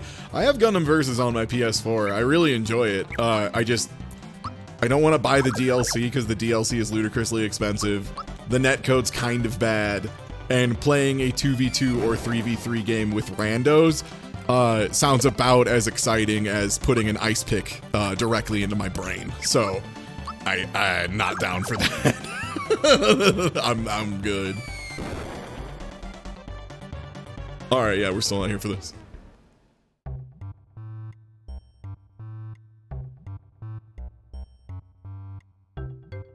Yeah, if I wanted to do that, maybe I would go play League of Legends with randos too, but I'm good.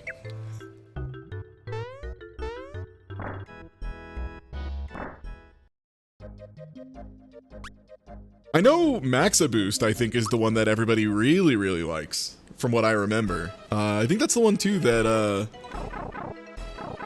friend of the Colorado community, Jason Moses, worked on for localization, I believe.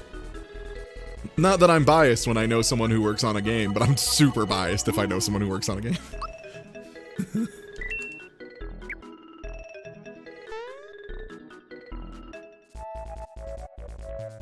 When are we doing Cyber Couch League of Legends?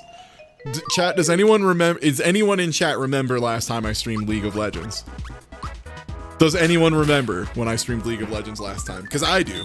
I remember it in detail. I'll remember that day every day for the rest of my life. No, it's not never. It's not never. You're wrong. It happened. It was a long time ago. Yeah, a long time ago. Yeah, see, everybody doesn't remember.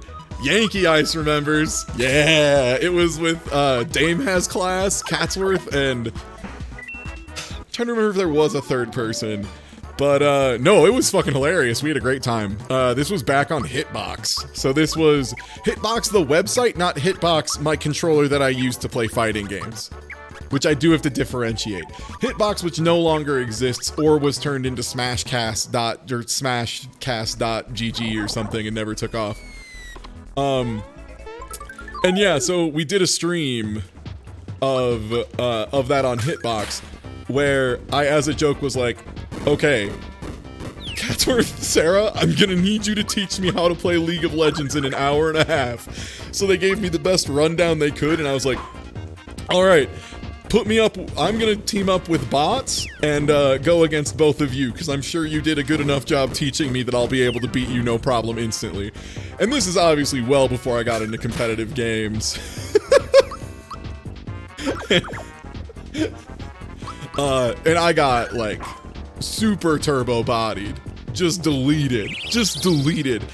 And the reason it's memorable to me is because this was over on Hitbox. This was before I got partnered. This is how long ago this was. So it was actually the stream where we had multiple staff members from Hitbox show up in the stream and be like, holy shit, this is the funniest, most light-hearted stream of League of Legends we've ever seen. Everything else is all toxic, holy shit. And then I got offered a partnership like a week later. So it was, weren't you on the Hitbox front page? Yeah, there was a long period of time where I was the #1 streamer on Hitbox without any contention. The only thing that would ever pass me up is like if someone was restreaming a very expensive pay-per-view. That was it. And I have never streamed League of Legends since. Got partnered for it. Immediately was like, all right, that was a one-time deal. Never again. Oh, man.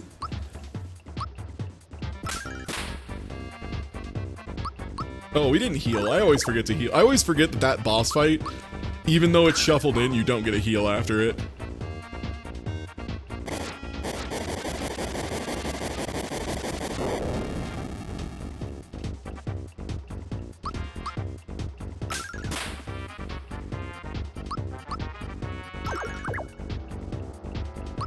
Yeah, I have a bad habit of sneaking into serious competitive game spaces and then having to be like, oh, by the way, sorry, I'm the Joker, baby. Just like sneak in. For example, yeah, the time in the middle of DreamHack, no less, which is like one of the more major tournament series worldwide for like esports stuff. So this actually, the story behind how I ended up streaming at DreamHack and all of that. It was because I was at, I went to Colorado Independent Game Association meetings, just because I like to, you know what's going on in the community, know what my local scene is, if I have any good contacts I can reach and people I can talk to down the line about their games and stuff, I like to keep myself immersed in the scene.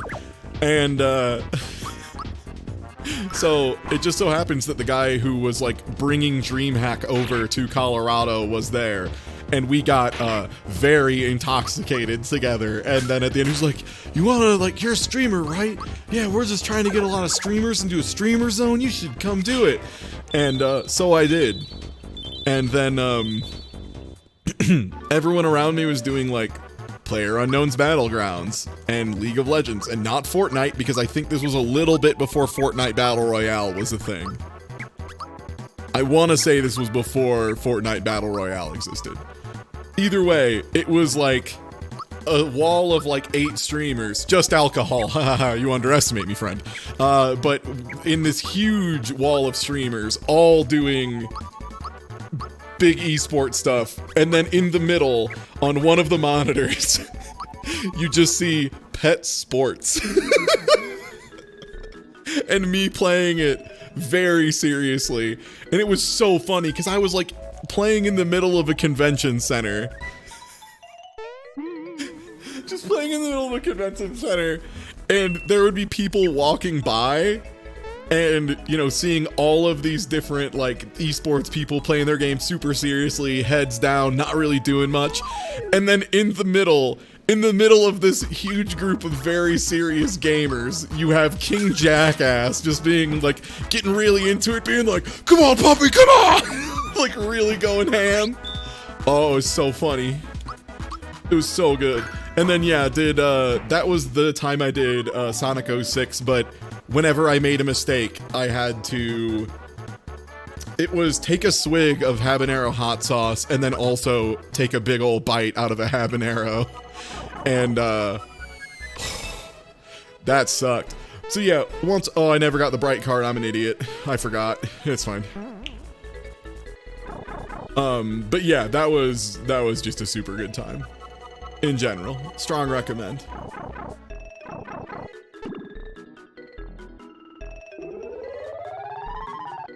Oh wait, right, I can get the exit though, can't I? I think, yeah, sorry, I mix myself up with this all the time.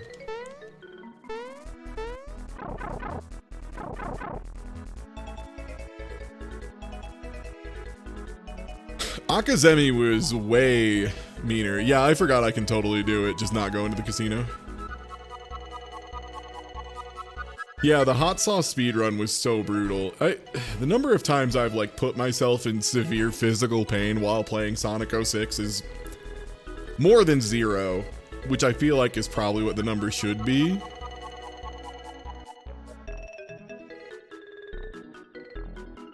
I blew up the one time he went for exactly where I was.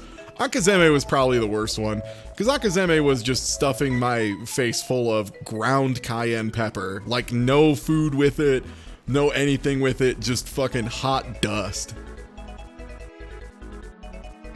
Alright, I'm going for one more here, and then I'm just gonna wait it out and go grab a drink.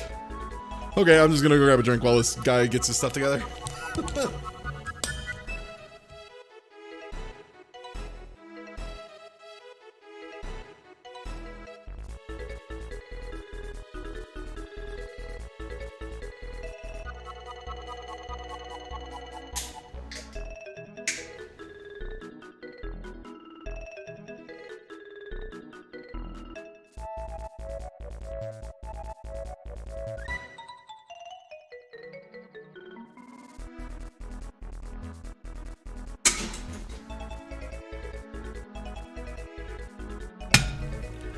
All right, word.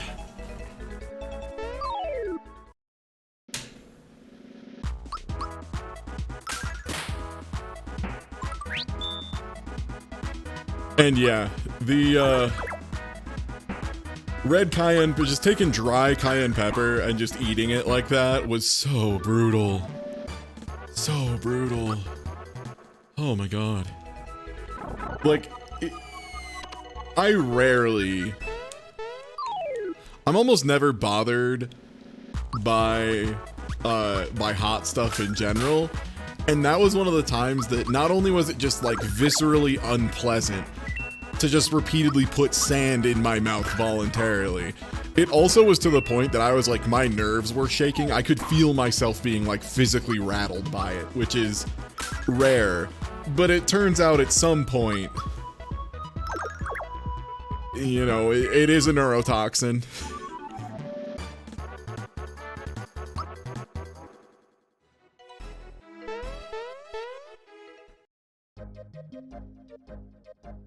I found the photo I saved of Peppers at DreamHack. Oh shit.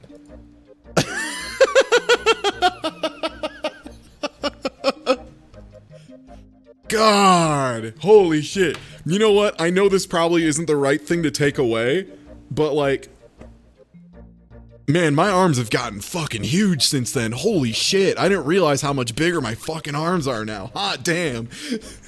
Sorry. I have to flex every so often and like, damn, my arms are big now. Holy shit, my arms are big. Yes. Good to remember.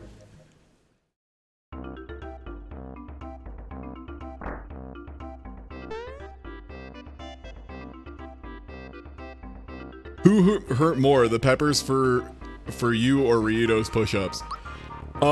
Mini-Matt's neck is the correct answer. You wouldn't expect it, but it is. Mini-Matt's neck is probably the person who suffered the most when I had to have my arm tied to his neck because of Ryudo. Thank you for that, Jamal.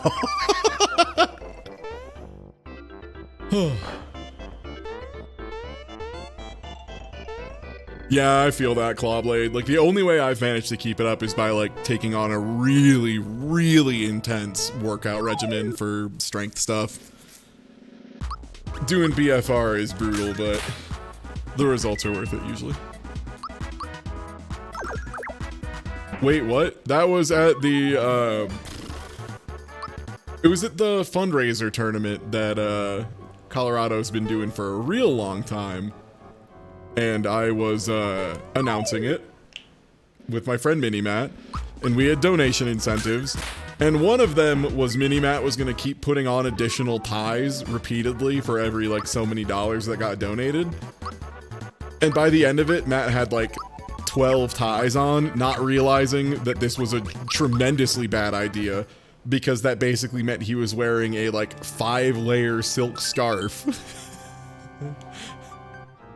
And was dying. And then my arm had to be tied to the ties because Ryudo thought it would be funny if for a donation incentive, Tai had to tie himself via tie to Matt. And the problem was this meant I had to keep my arm up for like 3 hours while it was like an hour and a half while commentating, but either way, hot damn, it was brutal.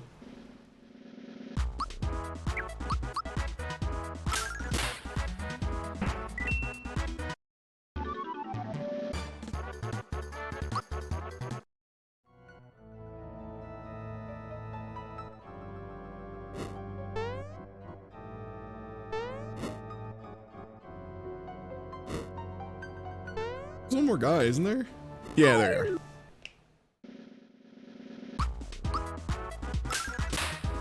right. I'm just really hoping we get a Bambino bomb here, or else we're gonna be in a real rough spot. Do we still only have 2 stars, by the way? Do we have 2 stars and like 1 castle key? This sucks. This sucks, man. We almost certainly have to get Culex. Bummer. A wilt shroom? Bummer.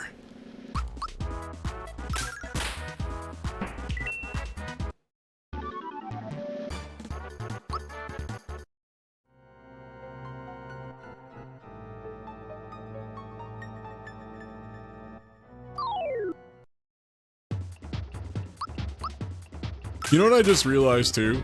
We never did the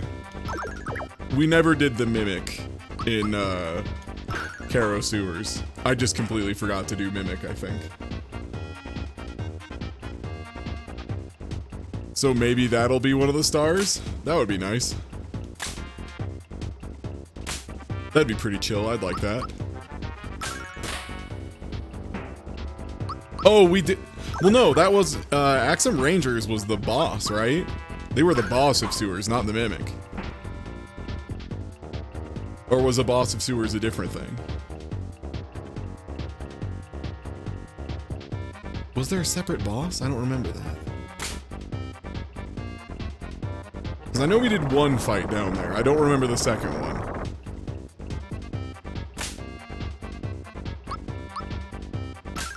It's not Squid in Squid position. It's just the Squid always shows up as if he was here.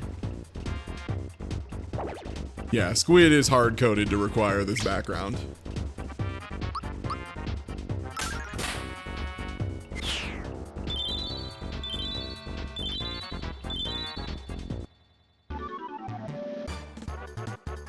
We'll figure it out. For what it's worth. This would be Croco 2, for what it's worth, for the people confused as to what boss location this is. This is Croco 2.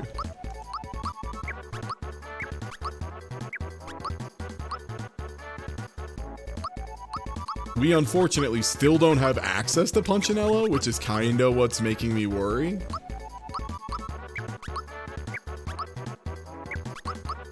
I just need to go, if this isn't Bambino Bomb. Alright, we gotta go do song checks. We can do... I actually think we can only do one, is the brutal part. Because I think you have to do them in order, and we can't do Monstro Town Blues until we finish the minecart section here. Which we can't do until we get a Bambino Bomb, so...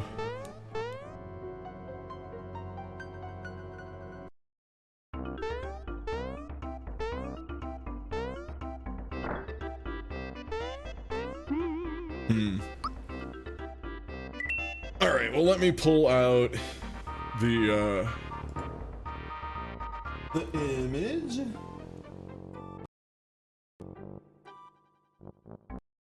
Okay, I have it up.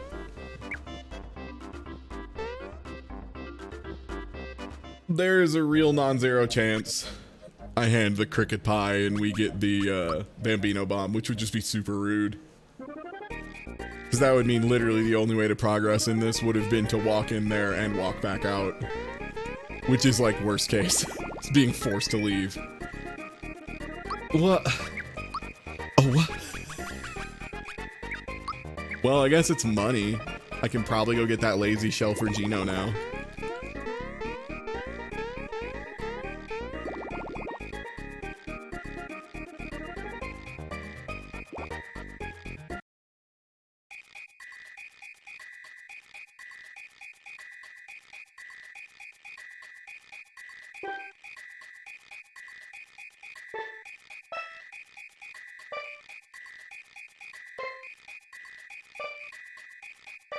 Oh, I fucked up.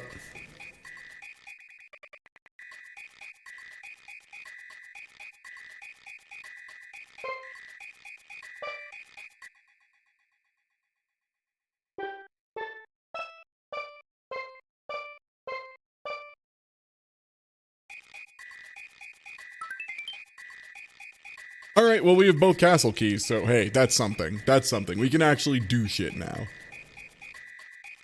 That's fine. That still gives us a move.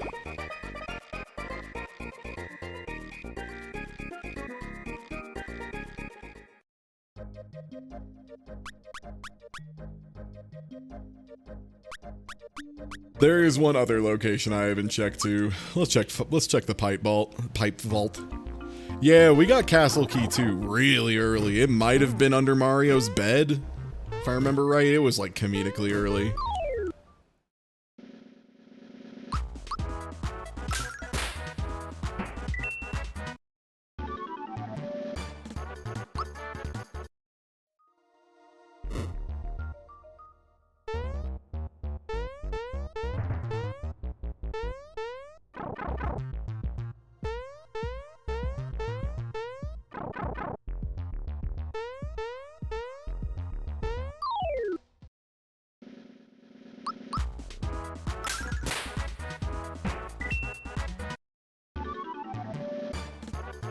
I mean, there's also a chance I go into the room where we normally get Castle Key, and that's where Bambino Bomb is. In fact, that's where I'm beginning to suspect it's going to be.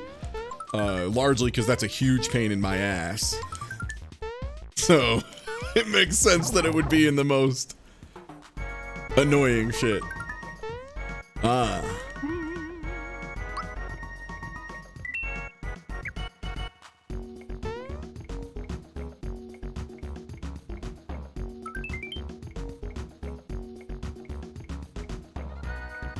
Hey everybody.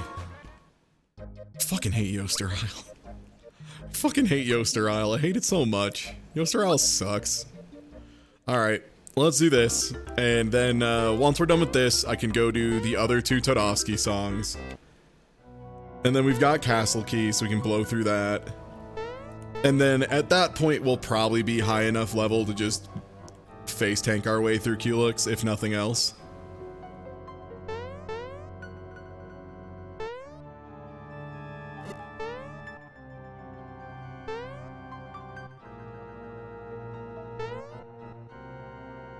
How many key items are still in need? Not too many. I mean, we are nowhere near go time. We have 2 stars. Like, we're nowhere in the same universe as go time. Well, fuck me then, I guess.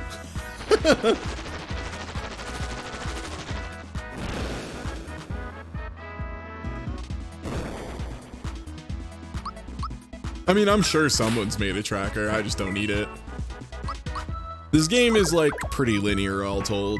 As far as like what keys you need to open up certain places, it's like 5 to keep track of, and you can just open your special menu.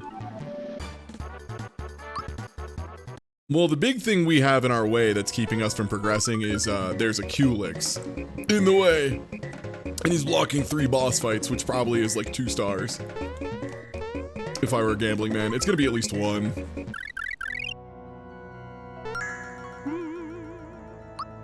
Okay. Quick save.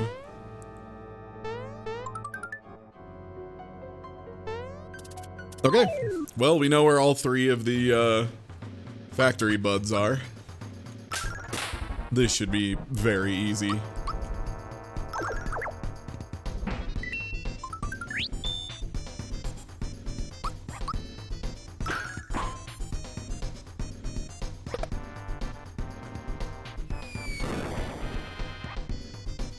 Yeah, this should be very easy.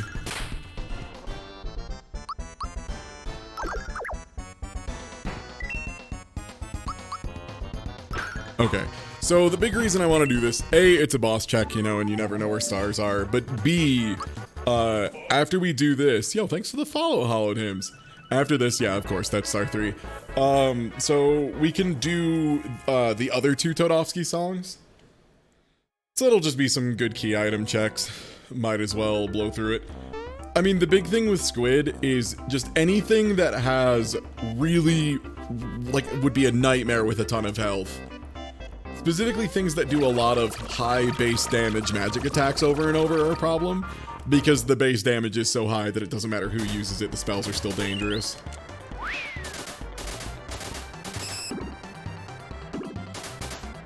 So like Culex is a great example. Culex, Gun Yoke, because Gun Yoke does Breaker Beam, and Breaker Beam doesn't follow any rules or traditions. Axum Rangers can be a little rough. Magikoopa is the actual worst. Magikoopa sucks. Magikarp is very easy if you're willing to just face tank and make the Magikarp bug happen. Also, that doesn't work if you turn the Magikarp bug off, obviously, which I usually do.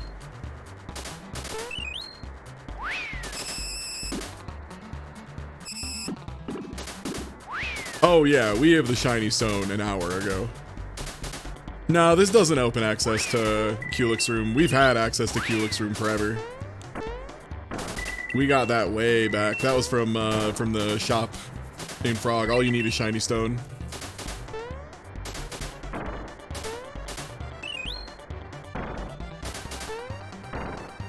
Which yeah, we got for 1 frog coin. Because luckily, if that shows up in the frog coin shop, it is 1 coin. Thank God.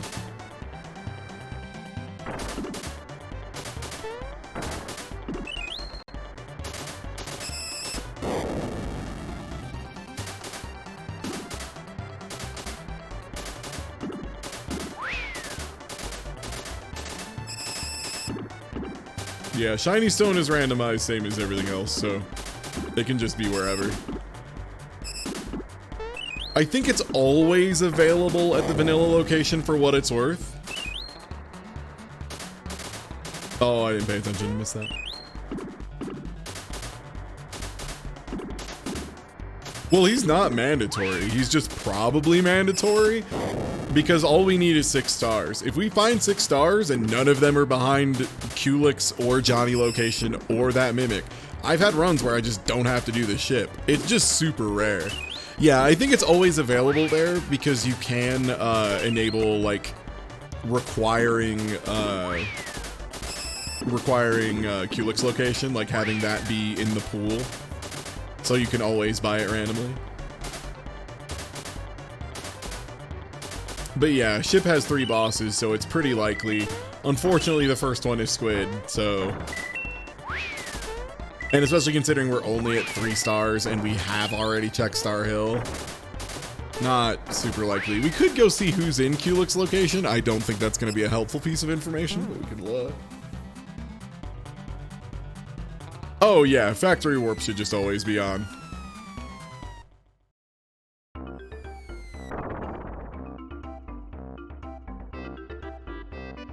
If it's like not your first, I guess if it is your first time playing in a while, then maybe turn off factory warp. Like if you only run through this randomizer like once a year, sure. Because then you want to get the whole experience. But yeah, if you're playing this a lot, factory warp every time. Speaking of which, I'm gonna go get that bright card real quick before I forget.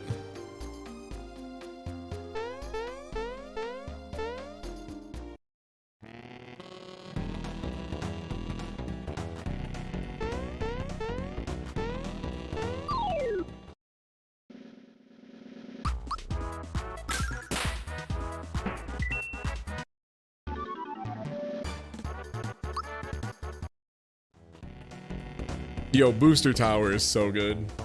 So what's good, Off? How's it going, bud? How are the fog runs going? Pahog? Fog? I'm not sure how the agreed pronunciation is. Alright, show me the orbs. More busted every day? Hell yeah. That's the speedrunner news I crave.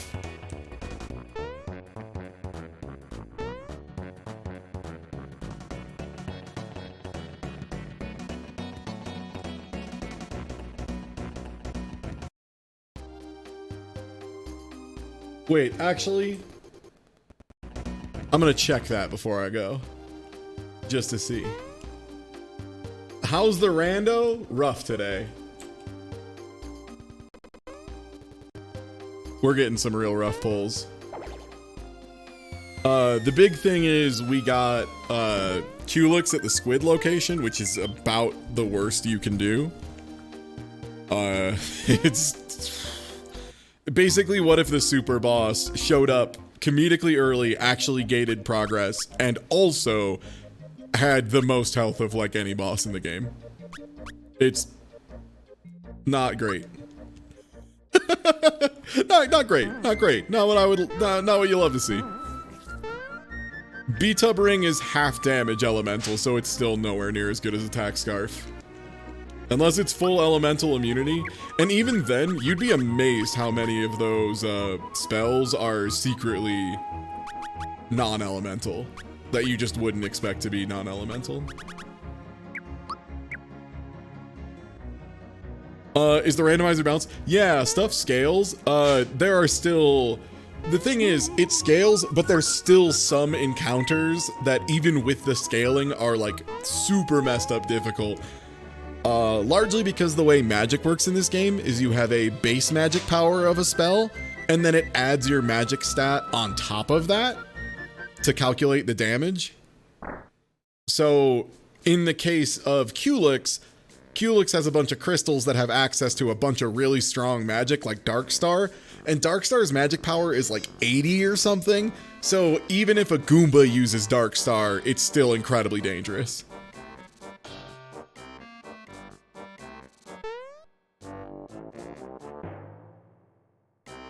Is it 120? God, I thought it was 80. Jesus. Even worse.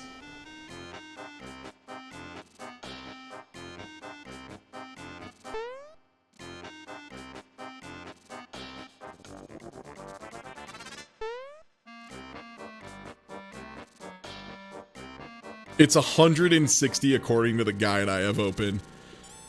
Oh my god. I can't believe I thought it was half. Yeah. So yeah, most stuff scales pretty well. But there is the occasional moment of this scales out of control. I think Darkstar is the strongest enemy spell in the game. It's single target. There are some that are ruder just because they're multiple target. Oh, I put the wrong character in the middle. We might get away with it. Gino's pretty strong. Worst comes worst, we just throw Bowser in that slot. And we're good.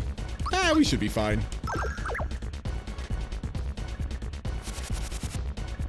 Okay, good. Wasted a turn not hitting me. Okay, yeah, we're fine. The other thing I need to remember is this is the location of fighting Dodo alone as if you failed the minigame, so the HP values are pretty dinky. Because it's a little punishment mini-boss. So it's fairly baby.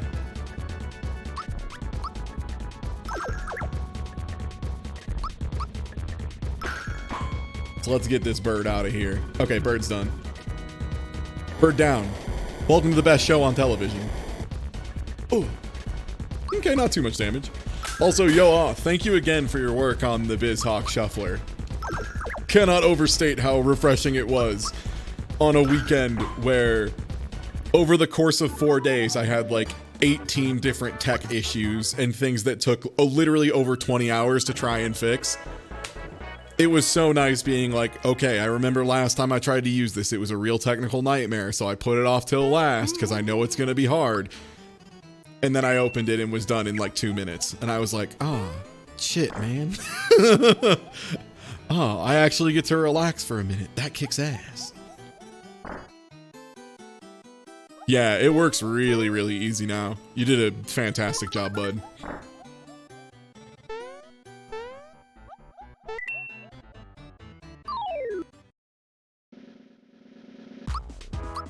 Always Loco Express the... Okay, I couldn't remember if it was Loco Express or Spritz Bomb. How is Martin's? Solid. We got some really rude enemy locations. And of course, we got the saddest thing in the world, which is seeing the super suit in the frog coin shop. Because even though it does make the game say the funny 69 number, it means we will never get a super suit. Also, yo, what's good, Pidge? Everyone who's enjoying watching the randomizer, say thank you, Pidge.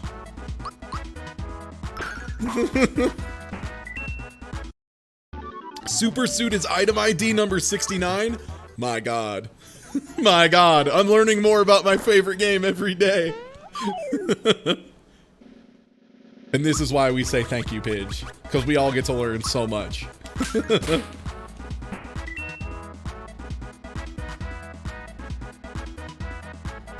Oh, this is someone else's work. Nice, nice. I will say the show equip. Whoever on the team implemented that. Thank you. It's the kind of patch you only get by seeing how the game actually works. So I appreciate that. Pat's Wizardry, nice, nice. Well, thank you to Pat, because that slaps ass. I love it. But yeah, we got Culex and Squid location, which is why everything's all higgledy-piggledy, and I'm all over creation. That and also, I did show the Eagle Man commercial earlier, so my brain is not in the best condition for video games. Because I'm thinking about how I've got something for you still. Which is gonna be stuck in my head all day.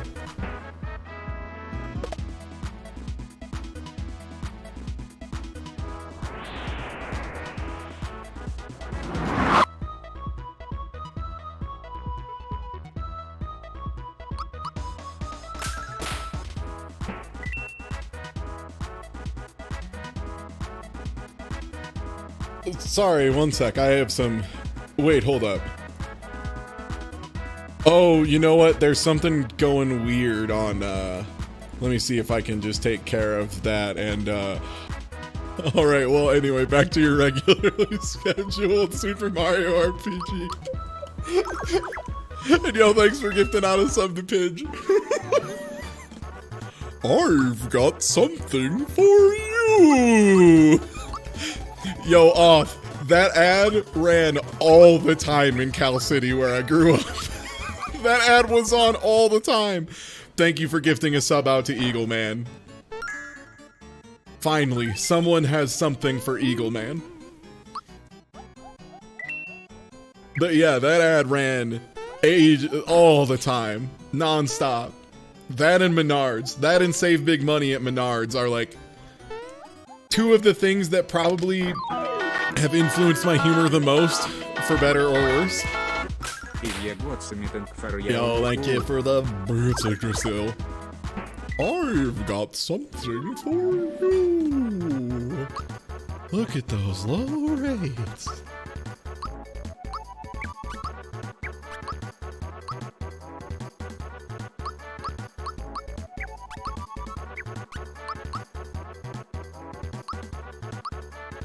Someone who grew up in a small country, the idea of regional ads is... Yeah, I guess that wouldn't be a thing as much in Europe, huh? Weird.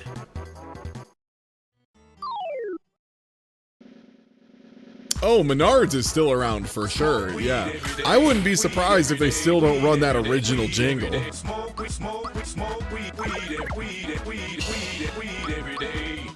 Imagine if for one day Puzzle and Dragons replaced the rare egg machine with I would Eagle lose Man.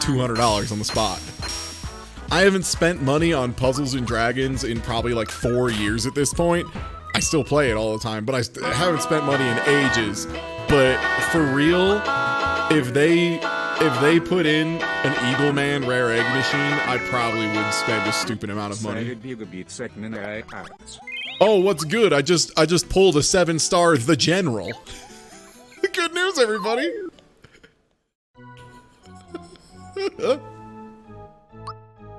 Oh, Shalom Bowyer.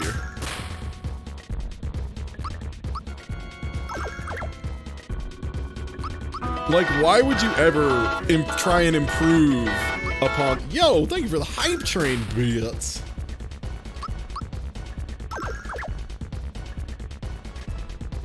Earlier, we played the version of Save Big Money at Menards where they slowly overlap it until it runs over. Okay, yeah, there's that. Okay, he's doing a spell. Save big money at Menards. Oh god! Oh, we're doing the whole one? Oh shit! When you shop Menards. Oh baby. Oh, with... Yo, they got the jingle without... Normally, this is where the ad reads are, for what it's worth. This is normally where the other part of the ad read is, where they're like, come on down to Menards today to get half off on 3-liter bottles of Mountain Dew and 5-liter bottles of Mountain Dew, which you didn't know they made, but we have them at Menards. They do make them. It's fucked up. And there's more to this too, in case I have more ad read. You might think I'm done, but there's more ad read. We also have like screws, I guess? Is your bathtub fucked up? We got you. Oh, your porch light went out? Oh. Appliances too. The savings will always come right back to you. It's true. You'll save big money. You'll save big money when you shop Menards. Yeah, I might have to do a audio schedule over the Menards jingle. That doesn't sound like a bad idea. I'm also tremendously stupid, but that does sound like a very funny idea for me. Wait, does this say remix? Hold up.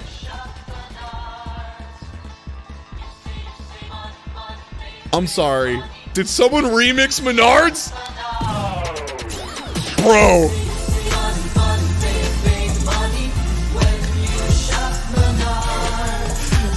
I love the internet sometimes.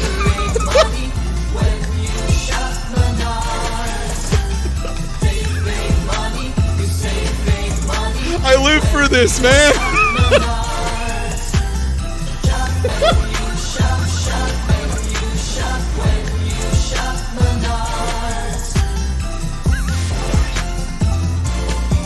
Like, it's kind of hot, right? Like, that's the worst part. Like, it's kind of hot.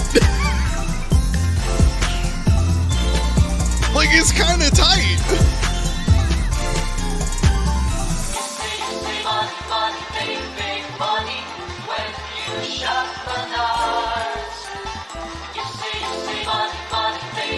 If you told me today I was gonna find a version of the Menards theme that rips, I wouldn't believe you. But here we are.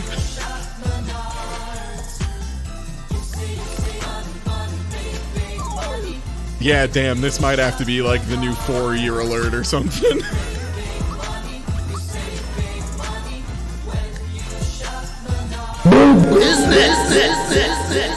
There's so much today.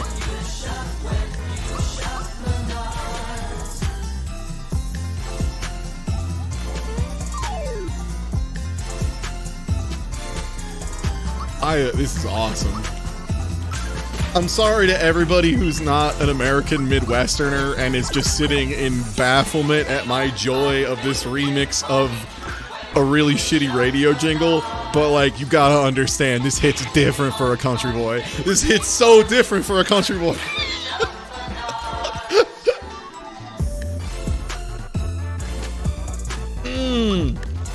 Ooh, yeah, you're right. Off's right. I'll have to do a read over it.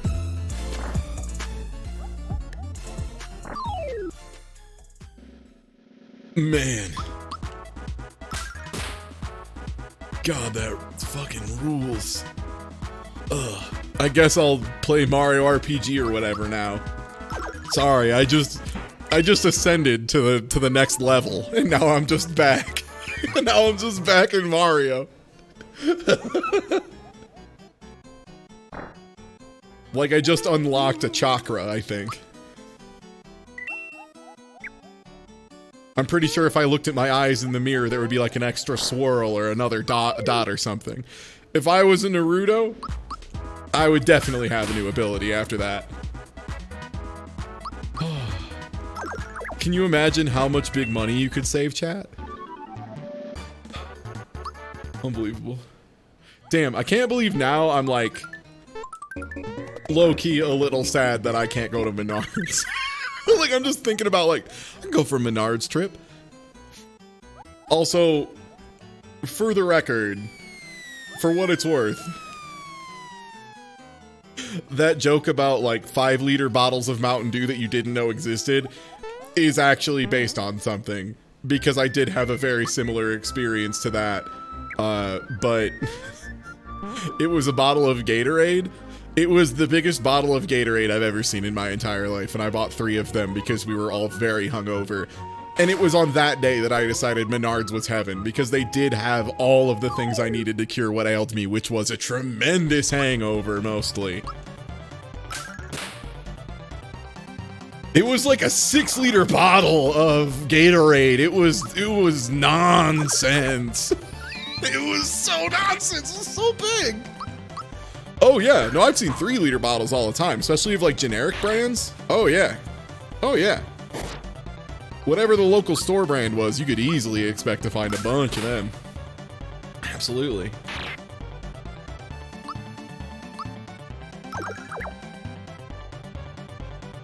It's also one of those things too where you're like, well, certainly I won't be able to drink 6 liters of Gatorade, and then you realize exactly how hungover you are, and you go, oh god, only 6 liters, huh? Well, alright.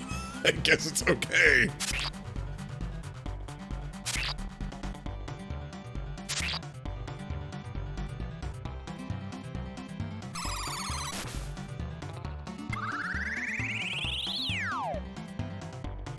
Yeah, Shasta 3-liter bottles. Yeah, that's one of the brands you see pretty common, right?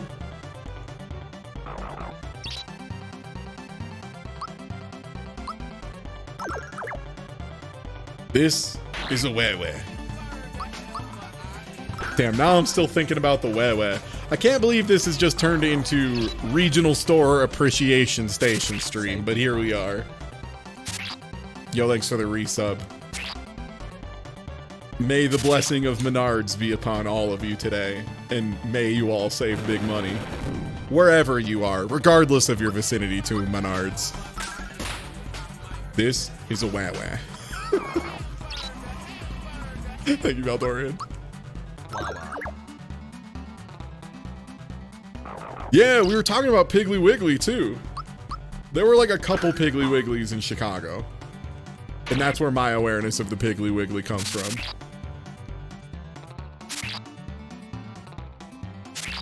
Yeah, that guy saying weh weh is just too much.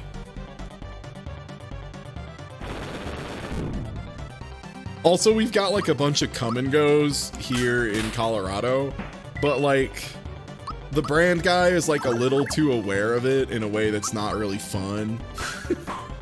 Like the joke is way better if they just like never acknowledge that it's funny that their name has cum in it.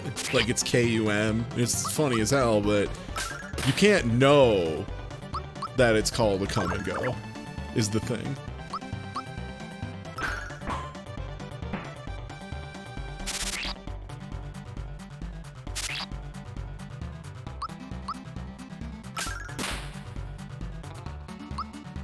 Yeah, they lean into it, and that's not what I want. I want you to be ashamed of the fact that your name is come and go, but like just defiantly ignore any time it would sound bad. And never announce it.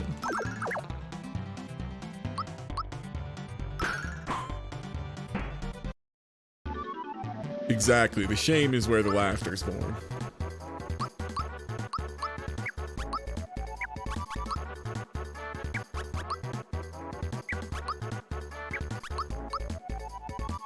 Hey, no real reason, just thinking about it, but for the record, yo, fuck Mr. Peanut. That's what you know what I think? Fuck Mr. Peanut. That's your fact of the day.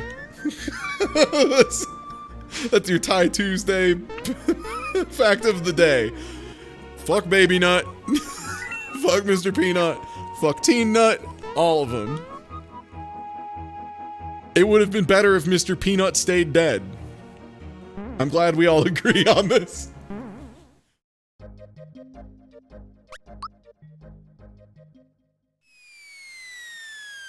Capitalist looking ass nut. I hate that guy.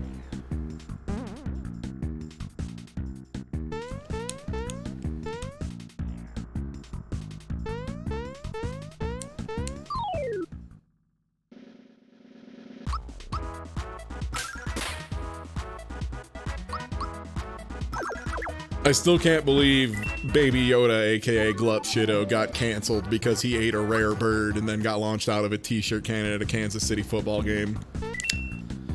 Still, one of those news stories you just can't be ready for, you know?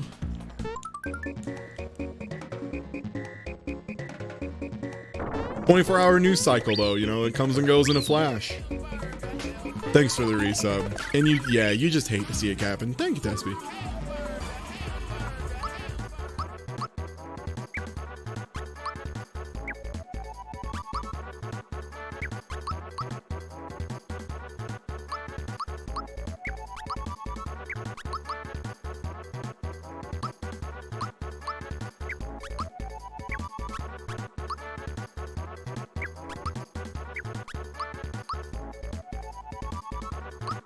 Is his name really Glup Shitto? Yeah.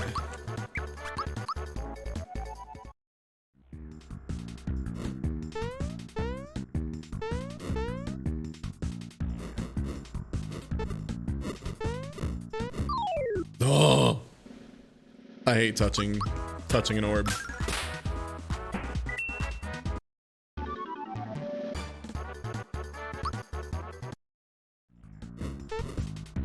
Hey chat, since we're talking about Glup Shitto and all of our favorite Star Wars lore, what's your favorite jizz instrument?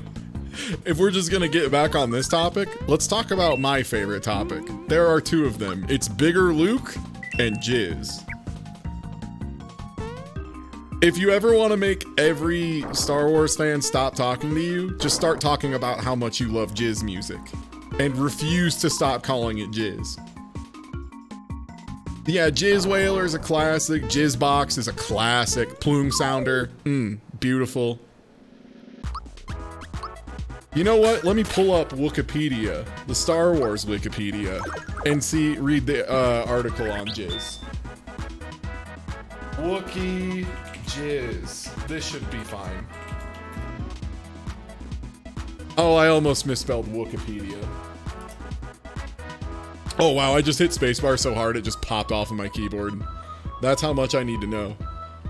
Jizz was a genre of music. Jizz Whalers were musicians who specialized in the genre. So the Jizz Whaler isn't an instrument. The Jizz Whaler is the name of the musician. Okay, Max Rebo and his band were popular Jizz Whalers. Jizz was first mentioned in canon in Star Wars Return of the Jedi Jr. novelization authored by Ryder Wyndham and released in 2017. In an interview with the Big Event podcast, Alden Ehrenreich talked about his research for his role as Han Solo and mentioned that he read articles on Wikipedia, taking note of jizz, among others.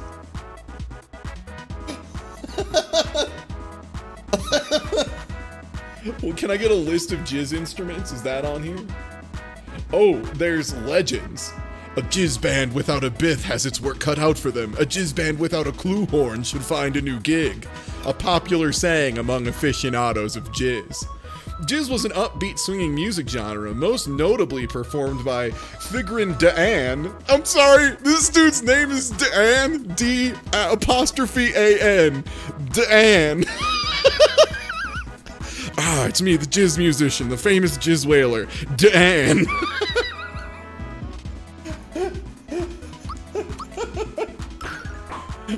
D'An. I'm dying of Dan. Yeah. Figrin D'An and the Modal Nodes and the Max Rebo Band. Other notable jizz bands include Bobolo Baker's All Bith Band, Ivar Orbis and his Galactic Jizz Whalers, Hut, Figrin D'An 2, and the new Modal Nodes. Oh my god, did they really have Frank Zappa's kid forms a band, but specifically for Figrin D'An? There's a D'An and a D'An 2. I can't with this shit. I can't right now, Star Wars. I cannot. And the Sazonals, which is the other one. Okay. Subgenres of jizz. One sec, I need to... Do I really not have any cheap spells? Dang. Hold on, let me jump on this fool. Alright. So, who's ready to hear about subgenres of jizz instruments? Subgenres of jizz. Aw, nuts. Subgenres of jizz include jizz whale, aubade, and glitz. Oh, you playing that glitz jizz? Oh, I love glitz jizz. How'd you know? The music form jats was reminiscent of, or in some ways similar to, jizz. So they literally have jizz and jats, which is J-A-T-Z. Thanks for the resub, Judo Break. Yeah, we're going in detail about jizz music as a genre. Came in during a strange discussion.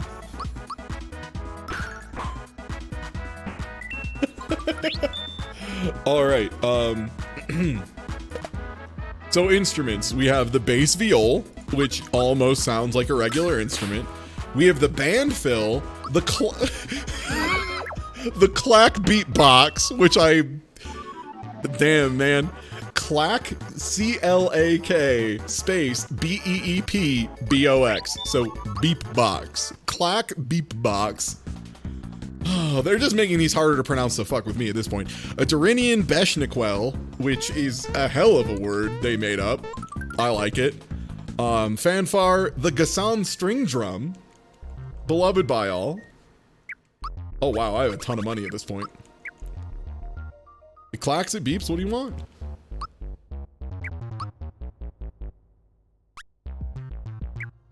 Wow. Then of course Jizz, which is its own instrument apparently. The Jizz box, which is of course one of my favorites. The Clue horn, the Mood synthesizer, which is just straight up they were trying to say Moog synthesizer and wanted to get away with it. The Nalargan, the Omni box with 2 M's, the Peel rod, Plume sounder, and the Slither horn, which has, in parentheses next to it, Traz, which is T-R-A-Z. And I don't know if there's other kinds of Slither horn, or if that's the only Slither horn. I have a lot of questions about variants of Slither. Oh, good, there's an article, great. Wonder no longer, Ty Tuesday. The Slither horn, also called the Traz. Okay, so it's its own thing. It's a musical instrument that's common among jizz bands during the Galactic Civil War. These are the resupportable stuff. Musician Doda Bodonawalidu played the Slither horn in the Max Rebo band. Cool.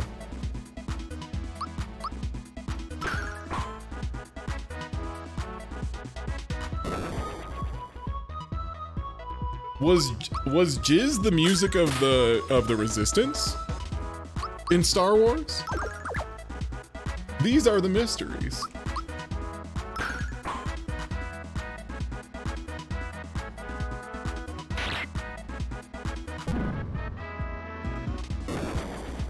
We're really slow for this point in the game, which is concerning considering we're all wearing attack scarfs, which I'm pretty sure make you faster. So, like, we are concerningly slow right now. Okay.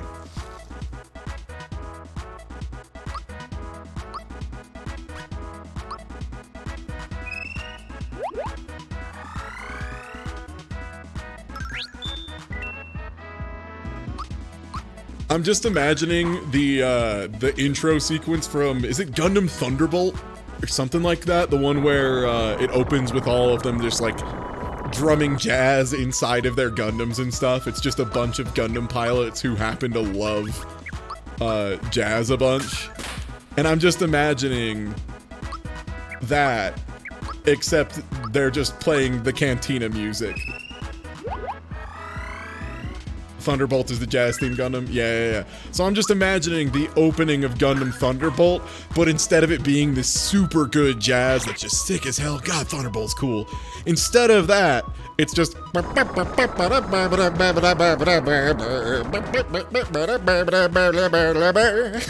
just that all the time. Oh, Lord. Also, dang, I almost turned that into Operator Played a Little Ping Pong.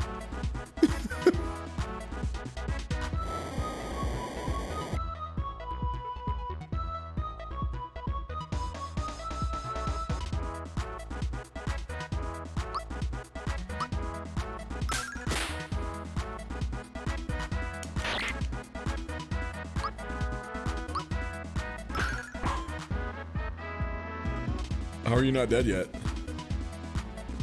Oh, geez, I may have underestimated this dragon.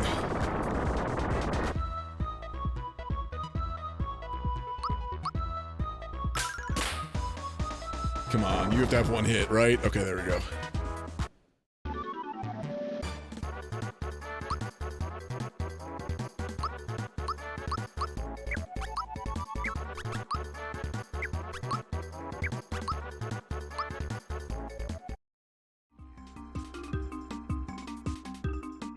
They do heal you after this, right? They do, okay. So we're gonna see who this boss is. Hopefully they give us a star. Well, whoever it is, I don't see them. That's not optimal. That's not usually what you want. Oh, one sec. I see some Dubs art, and it's about Menards and T-Pain. Man. Thanks, T-Pain. I like that I'm vibrating and crying, because that is how I feel when I listen to that Menards remix. It's too beautiful for this world. The world was not ready for Menards remix, but it's here anyway. Was that Booster? That was Booster. Okay, I saw like a single frame of Sniff It, and I was like, is that Booster up there?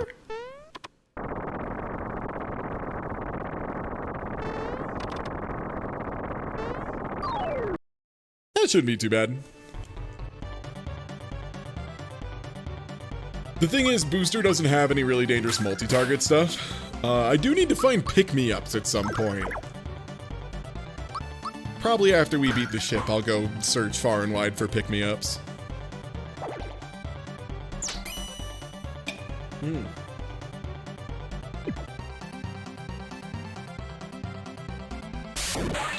Yeah, I need to find pick-me-ups, aka the Thai Tuesday experience. Hi everybody, welcome to my 400th playthrough of this randomizer. Yes, once again, I have not found pick-me-ups. I apologize. I keep trying.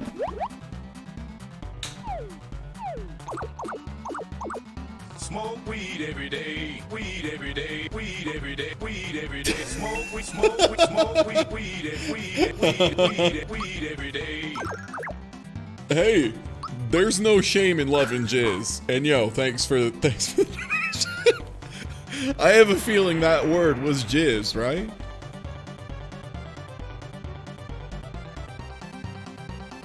Yeah, I could do Marrymore room service, I guess. But at that point, I'm probably just gonna go buy 100 rock candies. Because that takes less time. Yeah, good, thank you, thank you. I just wanted to make sure we were all talking about... Well, I have a feeling Jats wouldn't have been censored is the thing. I can't believe Jizz is censored, though. That's wild. Let the people talk about nut. We're just talking about our favorite music. That's a voice clip you don't want to have in the world. What? That you should be proud of your jizz? It's okay to enjoy jizz. If you like taking jizz into your ears, that's fine, that's acceptable. All of these things. Mallow learned nut.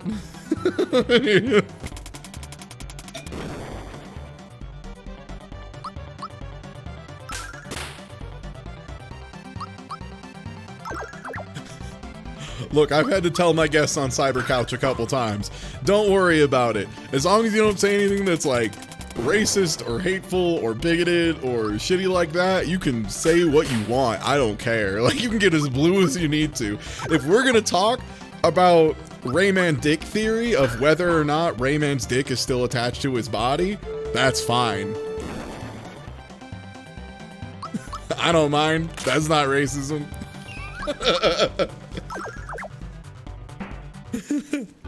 Well, no, don't be horny. That's different. Being horny is bad. If you're broadcasting, don't be horny. Being funny. I called it. Fuck ship. Fuck ship. Fuck Culex. Fuck Culex. Fuck the ship. We ain't doing that shit. We out. Fuck that shit. I'm out. I'm out.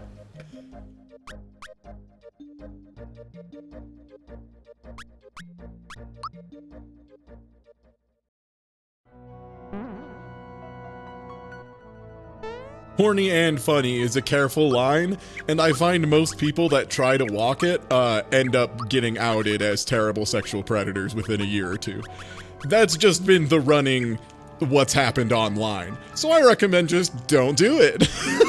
just be chill.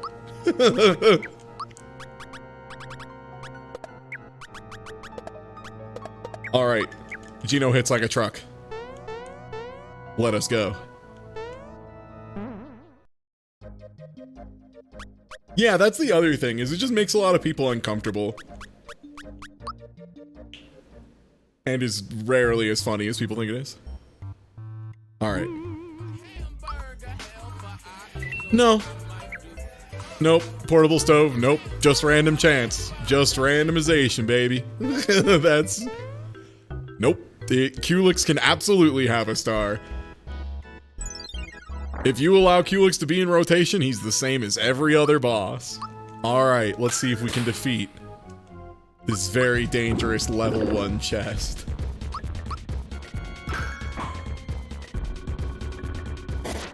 What boss is this? It's a chest, but very dangerous. Speaking of which, hello, Glasses Jacket Shirt Man 1. Welcome to Mario RPG Randomizer. We're running around. We actually have all 6 stars, so we're ready to go finish the game. But yeah, this is Mario RPG Randomizer, so the bosses can be anywhere. The stats scale to be close to the location, which is why a physical attack from that box just turbo murdered Mallow.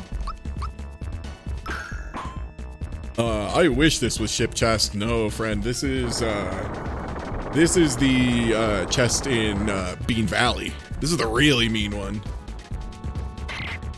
There is one that's meaner. There is one that's meaner, but it's not in the rotation. It's the one in Bowser's Castle that summons Bahamut.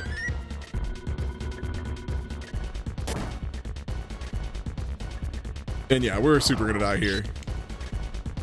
Good night. I just wanted to see who was in there. And now I know. Great. Alright, well, we do have a little bit of floating money. The question is...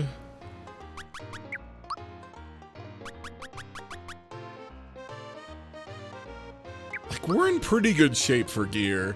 Our level is still a little dangerously low. Box Boy's scary.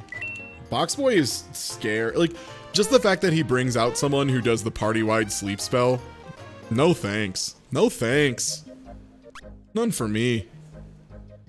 Who is it who's selling rock candy? Oh, I will always be underleveled. They will never make me level up.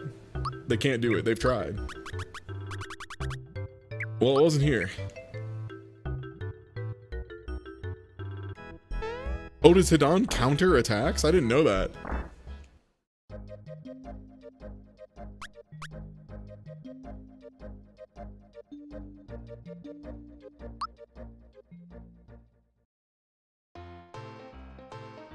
Oh, Box Boy counters Wise. I didn't even know that. Dang it. Dang it.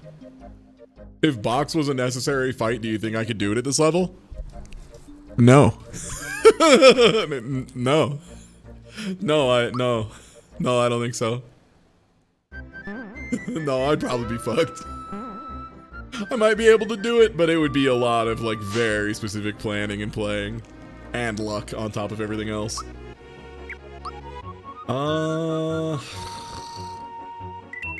One, please. Actually, wait, I need to find out. Oh, we have 4 pick-me-ups.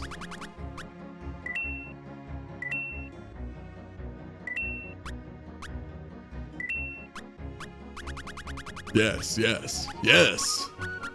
I'm nodding my head and making a sicko face. Yes, yes.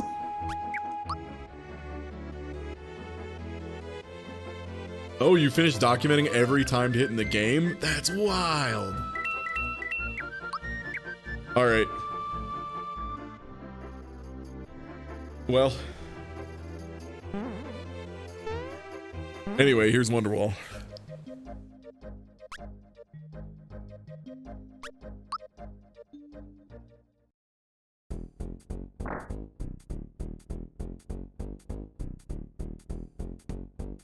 I forgot to save first. Hold up.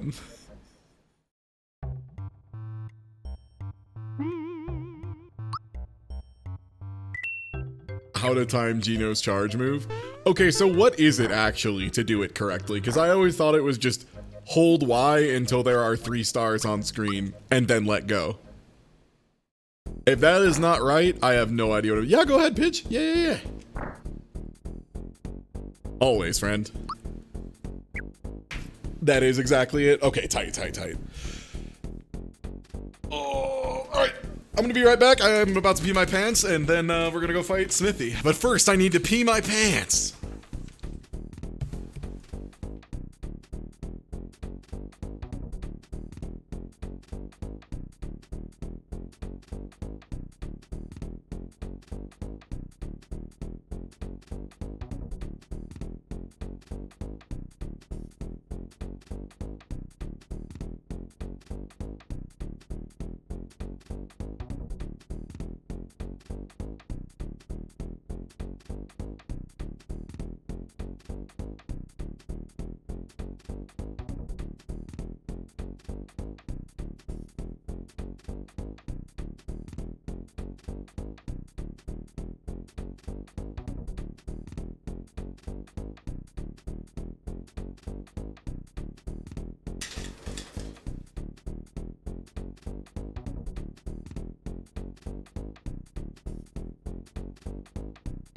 All right.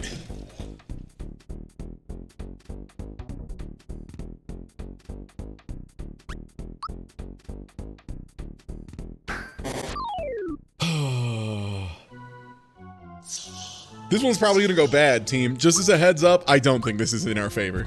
I should have bought a crystalline. You know what? I'll buy a crystalline if we have to do this again.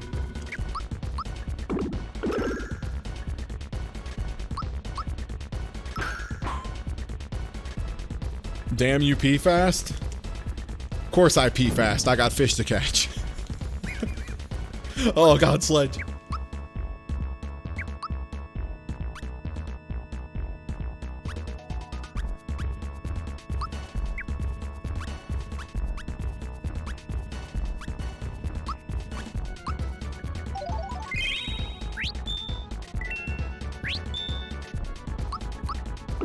I mean, it's all right because all of my items are unlimited use. A lot of people don't know that, but if you time it right, you get a freebie every time. This is the secret that doctors and also Super Mario RPG speedrunners don't want you to know, is the hidden freebie timing. It's 1 frame, and I know it.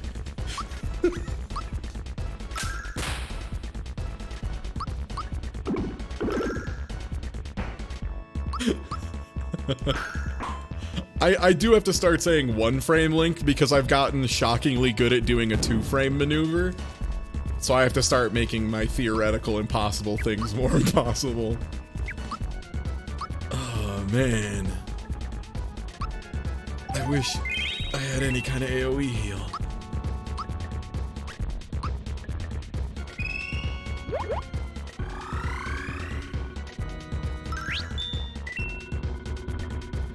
Preview timings are the FRCs of Super Mario RPG. God.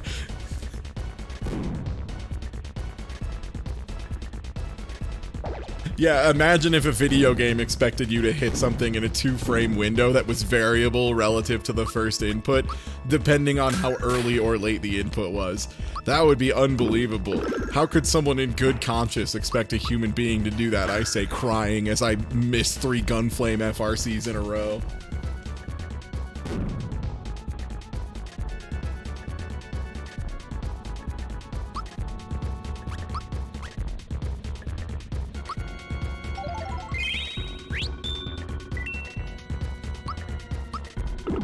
Okay, direct attack on Smithy, nice. Alright, actually pretty clean to phase 2. That worked out pretty nice.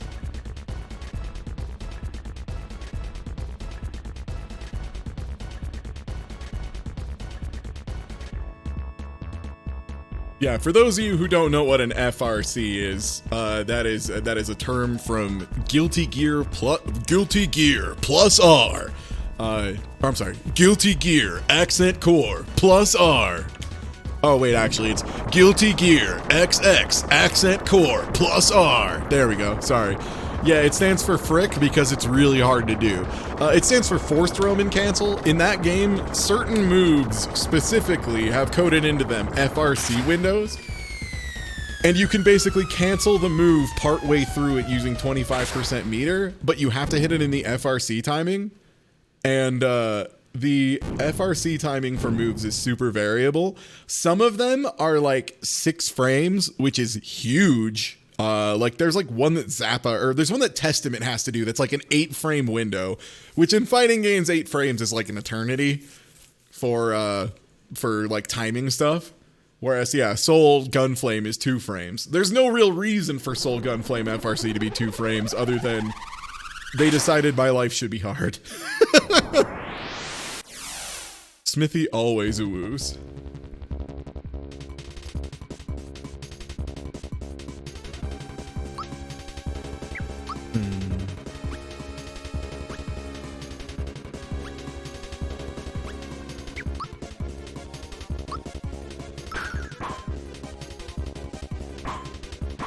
Okay, Tank Head immediately.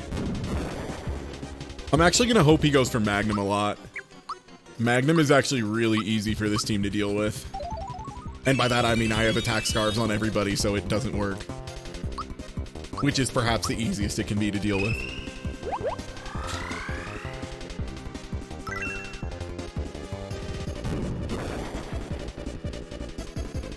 Oh yeah, Andy, how's Armageddon going, by the way? Have you finally managed to finish up most of it? How many Kingdom Hearts super bosses do we have left at this point? Speaking of which, hey, if you aren't already followed, you beat the main game a few weeks ago. Yeah. I know you were working through like the 30 super bosses in that game. But yeah, hey, speaking of which, hey, if you aren't following my friend Andy AML at twitch.tv/AndyAML, yo, get on that. Get on that. Andy does good content. Andy does such good content. Think about the content you're missing. Actually, I need to just swing at the wizard when he's in wizard form. A, to deal as much damage as possible. B, to try and make him leave wizard form, if at all possible. Yeah, that's a big 1,000. Alright, so Bowser's dead, but the good news is we have enough pick-me-ups. Holy shit, that was a lot of damage. Okay, I may have underestimated our opponent.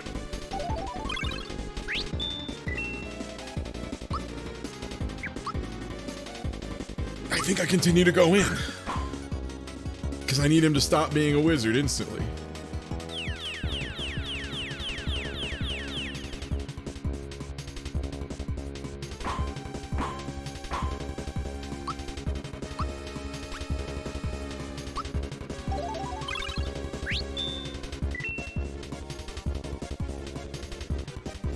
Taxi, I'm doing everything in my power to hurt the wizard.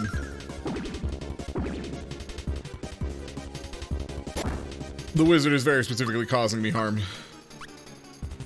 Oh man, that's my old ice pick me up, huh? Damn. This wizard just doing nothing but AoEs over and over is really a problem. Good lord. This is like all of the worst rolls in a row. Please stop being a wizard. Okay, great. Normally this isn't one I'd be excited to see, but today I'll make an exception. Because I don't think anything he does will kill me on the spot.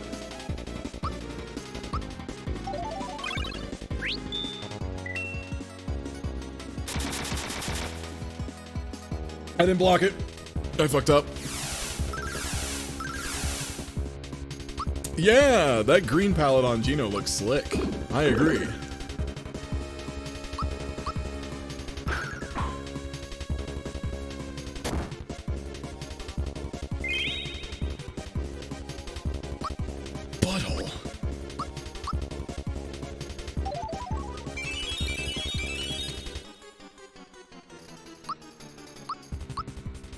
I should probably try and get the body shut off. If I only have 2 party members, I can't really afford to deal with both at the same time. Back to wizard, huh? No, lockbox again. Okay, thank God. If we keep getting lockbox, we're okay, because Shredder doesn't do anything if we don't have any power-ups. Wait a minute, when did I get a crystal in? Wait, hold up. And another power blast.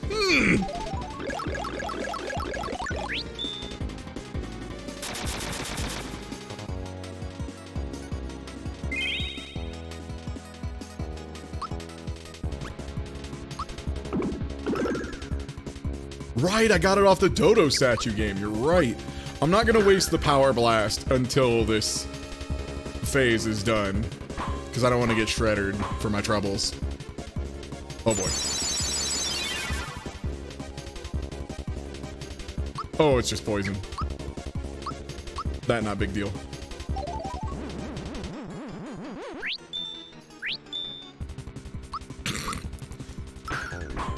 If anyone wants to figure out what my freebie percentage is during this fight, I would love to see it. Dude, don't instant transform into Darkstar, you son of a bitch. I knew he was gonna do it. Okay, got away with it. Oh, am I out of good mushrooms? Oh, man. This ain't great. So yeah, if anyone wants to figure out what my freebie percentage has been, this has been nothing but wizard today.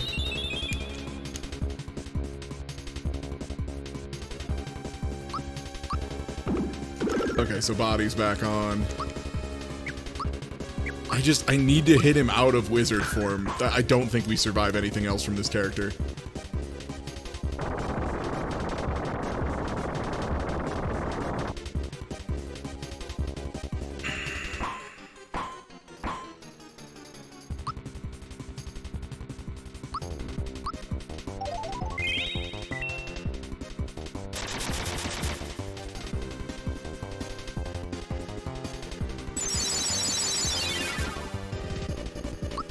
Yeah, we're cooked. There's no way I get away with this. Meteor Storm is less damage than Sword Rain, I'm afraid. I believe. I feel like Sword Rain is like one of the highest ones.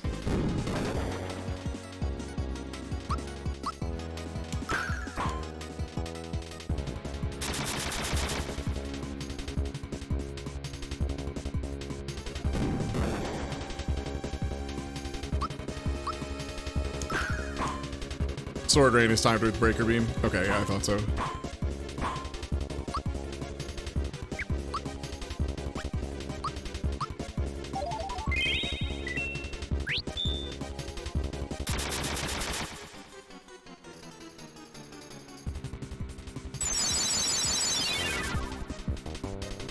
Meteor is 100?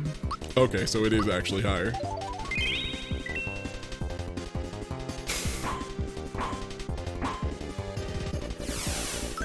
Okay, that sucks a little bit, but we can work through that.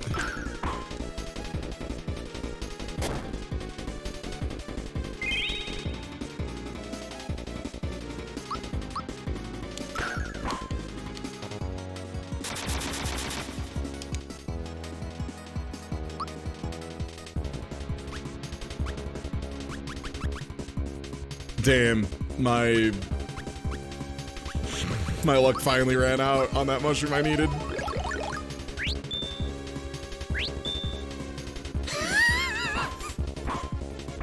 I just want it on the record that I also think this is a disgusting run of luck. Romantic! Yeah, every time. Romantic. Magnum, please. Magnum, please. Okay, I think with a little bit of planning we can get there. First thing is knowing we have crystalline up front. That's huge. We need more heals. More pick-me-ups would be great.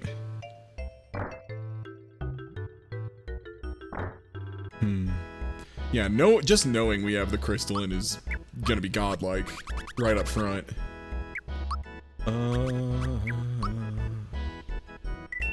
Literally useless. We don't do spells, but I'll keep it. That's one target. Useless to me. Taking up space. We don't have time to use Star Egg. I don't think we're ever gonna get time to use Star Egg.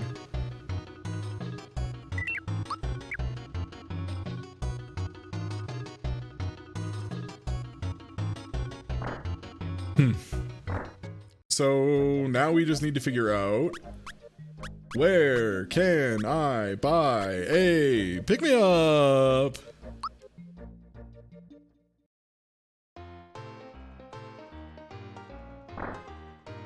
Oh, right, there's just no store. Wait, do I have the shed key? Yeah. Hey, you're all welcome.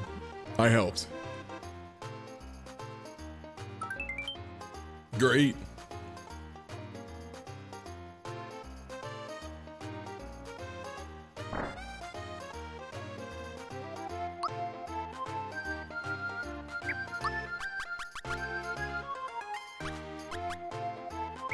I was gonna say, what does everyone have? We have, what, 90? Oh, right, we have, it's 90, 90, 60. So if we can get something better. Actually, let me see too. What's the rest of the team's magic? All magic is randomized, so there's a chance one of these idiots has a really good spell. Ooh, like Mario does have group hug. You're nothing. Mario has group hug, which is really good for turn economy. In which case it would probably be Mallow out. Because Mallow's not really doing much for us at this point.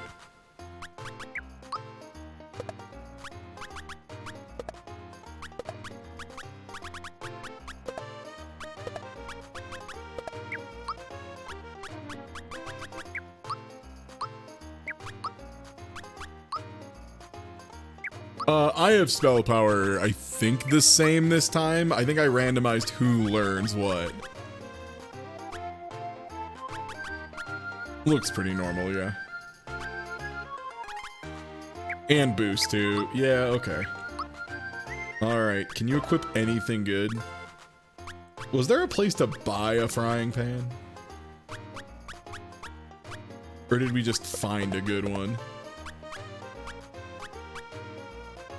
Hero shirt is of course the only good thing you'll wear. Oh man. That's fine though. I really wish you equipped better stuff, pal.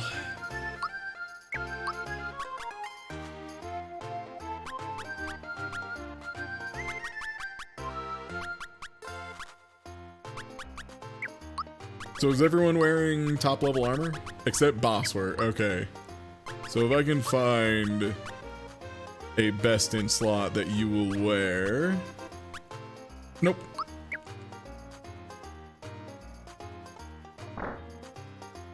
Nope. Yeah, for what it's worth, I don't mind if Mario has butt cheeks attack. I don't love it. Real talk, that's probably what we needed more than anything is some elixirs. Elixirs are so good late game. No, I talked to Mushroom Boy. Shit.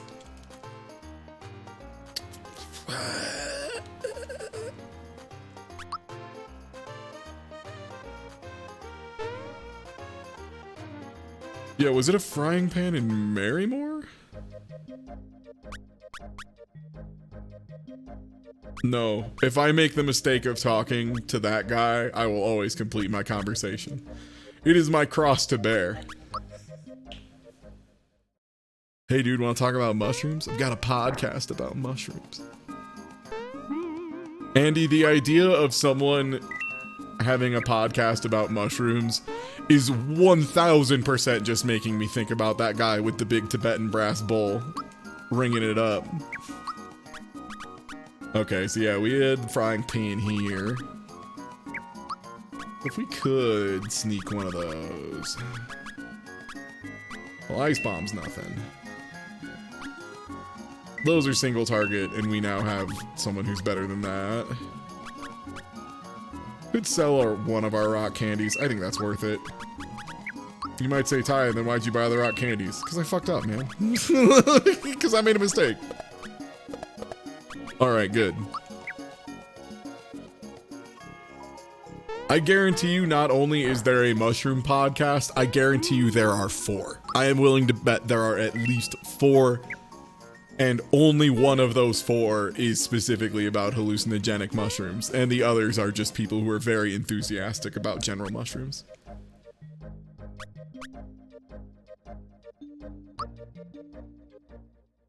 That's not...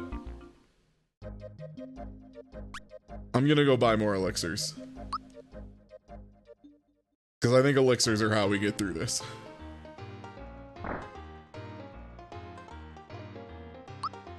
Trust the fungus. There is legit somebody, by the way, who who like runs a Super Mario Bros. Movie fan account on Twitter. And every time someone mentions the Super Mario Bros. Movie... Oh, I came in through the backside, one sec. They immediately will reply with trust the fungus and talk about how much they love the Mario movie.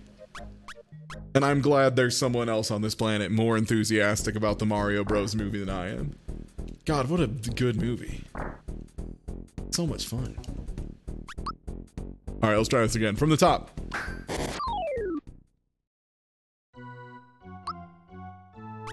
You're in trouble now, Mr. Man, because I remembered I have crystalline.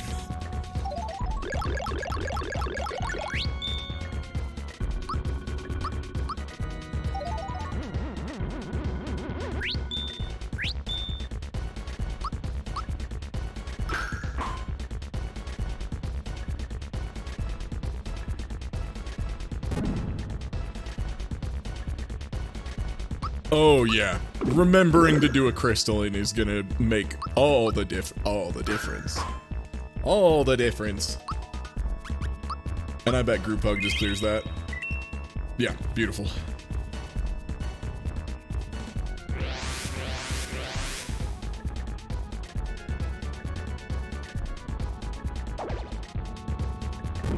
All the difference in the world.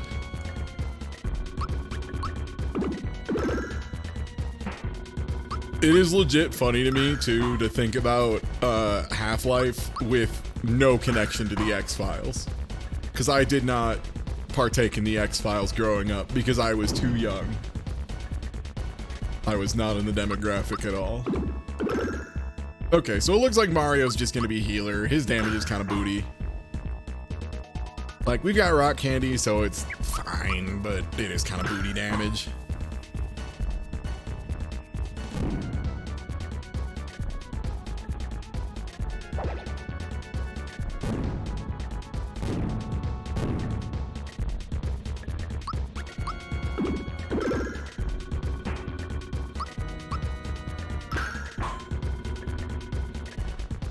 Oh yeah, this is already going so much better.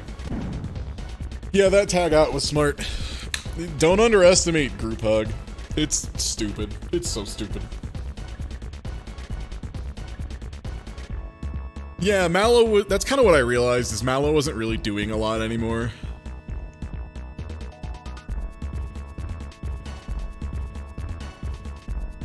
Can I just say too, of all the things I love in Mario RPG, high up there might be this interaction between Smithy and his employees, where a bunch of his underlings who work under him in the factory are like, dude, come on, we just built this. You can't be shaking it like that, boss. Boss, no, we just fit. Boss, the adhesive isn't set yet, boss.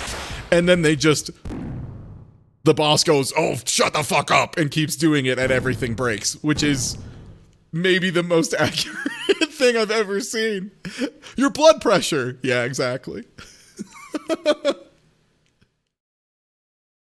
This game is so good. Like, I'm still realizing new things I love more about it after so many years, but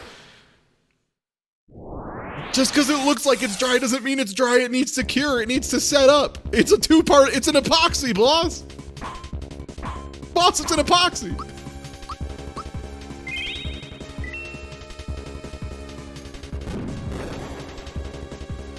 Nice. Ow, nice.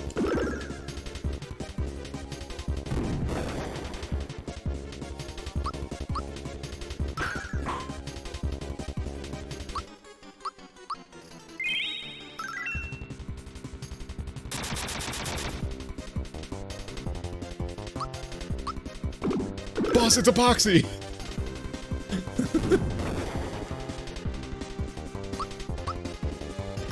I wonder how many mishaps per year are caused by people not understanding what epoxy is and how it works. It's gotta be a lot. Oh, I should have healed before this. Oh well, I'll get away with it. Time for wiener face.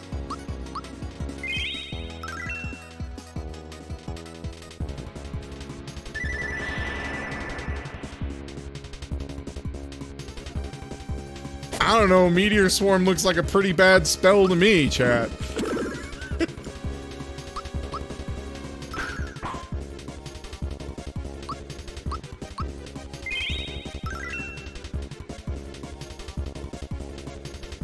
Uh-oh.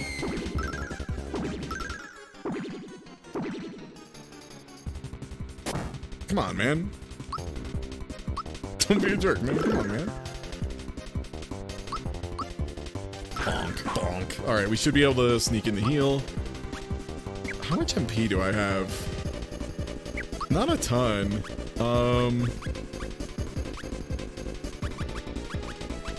I mean, whatever. It's like you don't get to keep them, right?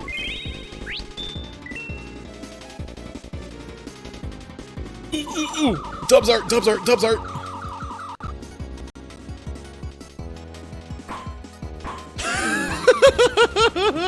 Good, good. Harm the wizard every time you see him, especially if harming him, the wizard, means flicking the wizard dick.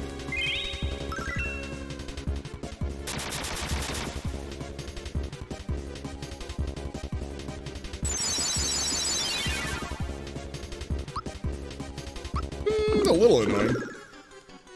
But honestly, protects us from more dangerous status effects, and I do have elixirs to heal for a little bit. So we can probably just go in. Wow, didn't even... I've also been dodging Shredder. We only got one really nasty wizard phase. I feel like we're cooking. I feel like we're kind of cooking tonight.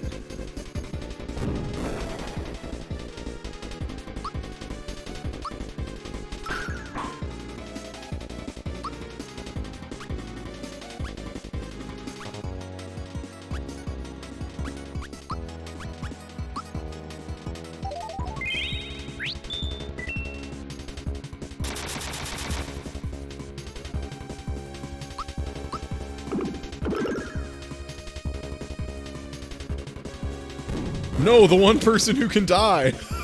Shit.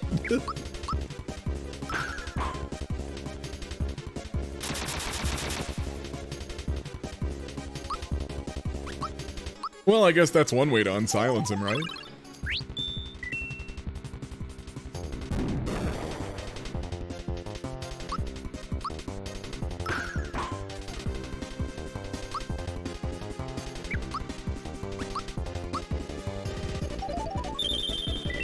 Now to take the second that I do not have.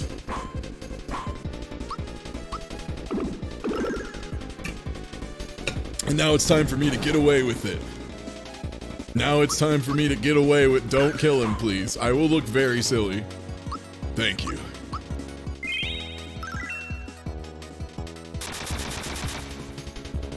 Really close, though. Did try to make me look like a fool. Alright, hey, GG's. Pretty slow run, but hey, you know what? We had a lot of fun. We talked about Menards. And I also had to deal with Culex in the ship. And by deal with, I mean see, try 3 times, and leave. We'll never know who Johnny was, and that's fine. Yeah, we also talked about jizz music. All of our favorite jizz whalers.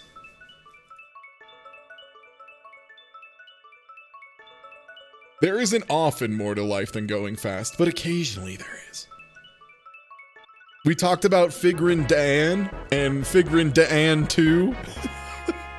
Figrin D'An the second and the new modal nodes. You know? The Return of the Jedi novelization introduced the term jizz whaler to describe a musician, but the term jizz as the name of the musical style was not introduced until the publication of Tales from Mos Eisley Cantina 12 years later. The packaging of the 2007 Figrin D'An and the Modal Nodes action figure 5-pack refers to the band's music as jazz. That's weird, they didn't want to print jizz on the side of a toy box? That's fucked up. But it's the name of the music, disrespectful, not lore friendly. Not lore friendly. I can't believe there was an action figure for Figrin D'An. That's so weird that there is that.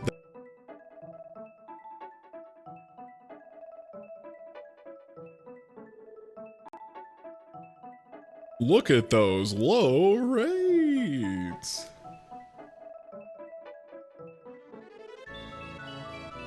Look at those low rates.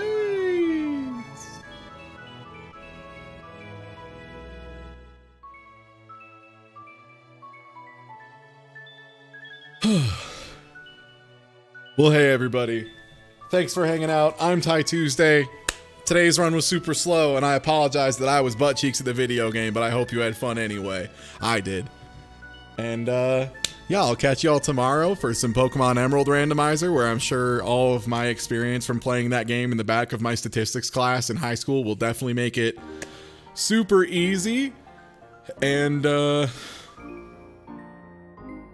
obviously, Eagle Man, you know, there's enough room in the suit for a whole guy to be inside, but, like, the other ones, like the little bird, are too small for a little man to be inside, so what the fuck? Well, thanks for hanging out, y'all. I'm gonna host y'all over... who are we gonna host to? Oh, you know what? It's been a while since I've said hello to my friend GPM, so I'm gonna host y'all over there for their weird, messed up Minecraft they've been doing. Take it easy, y'all. Have a good night.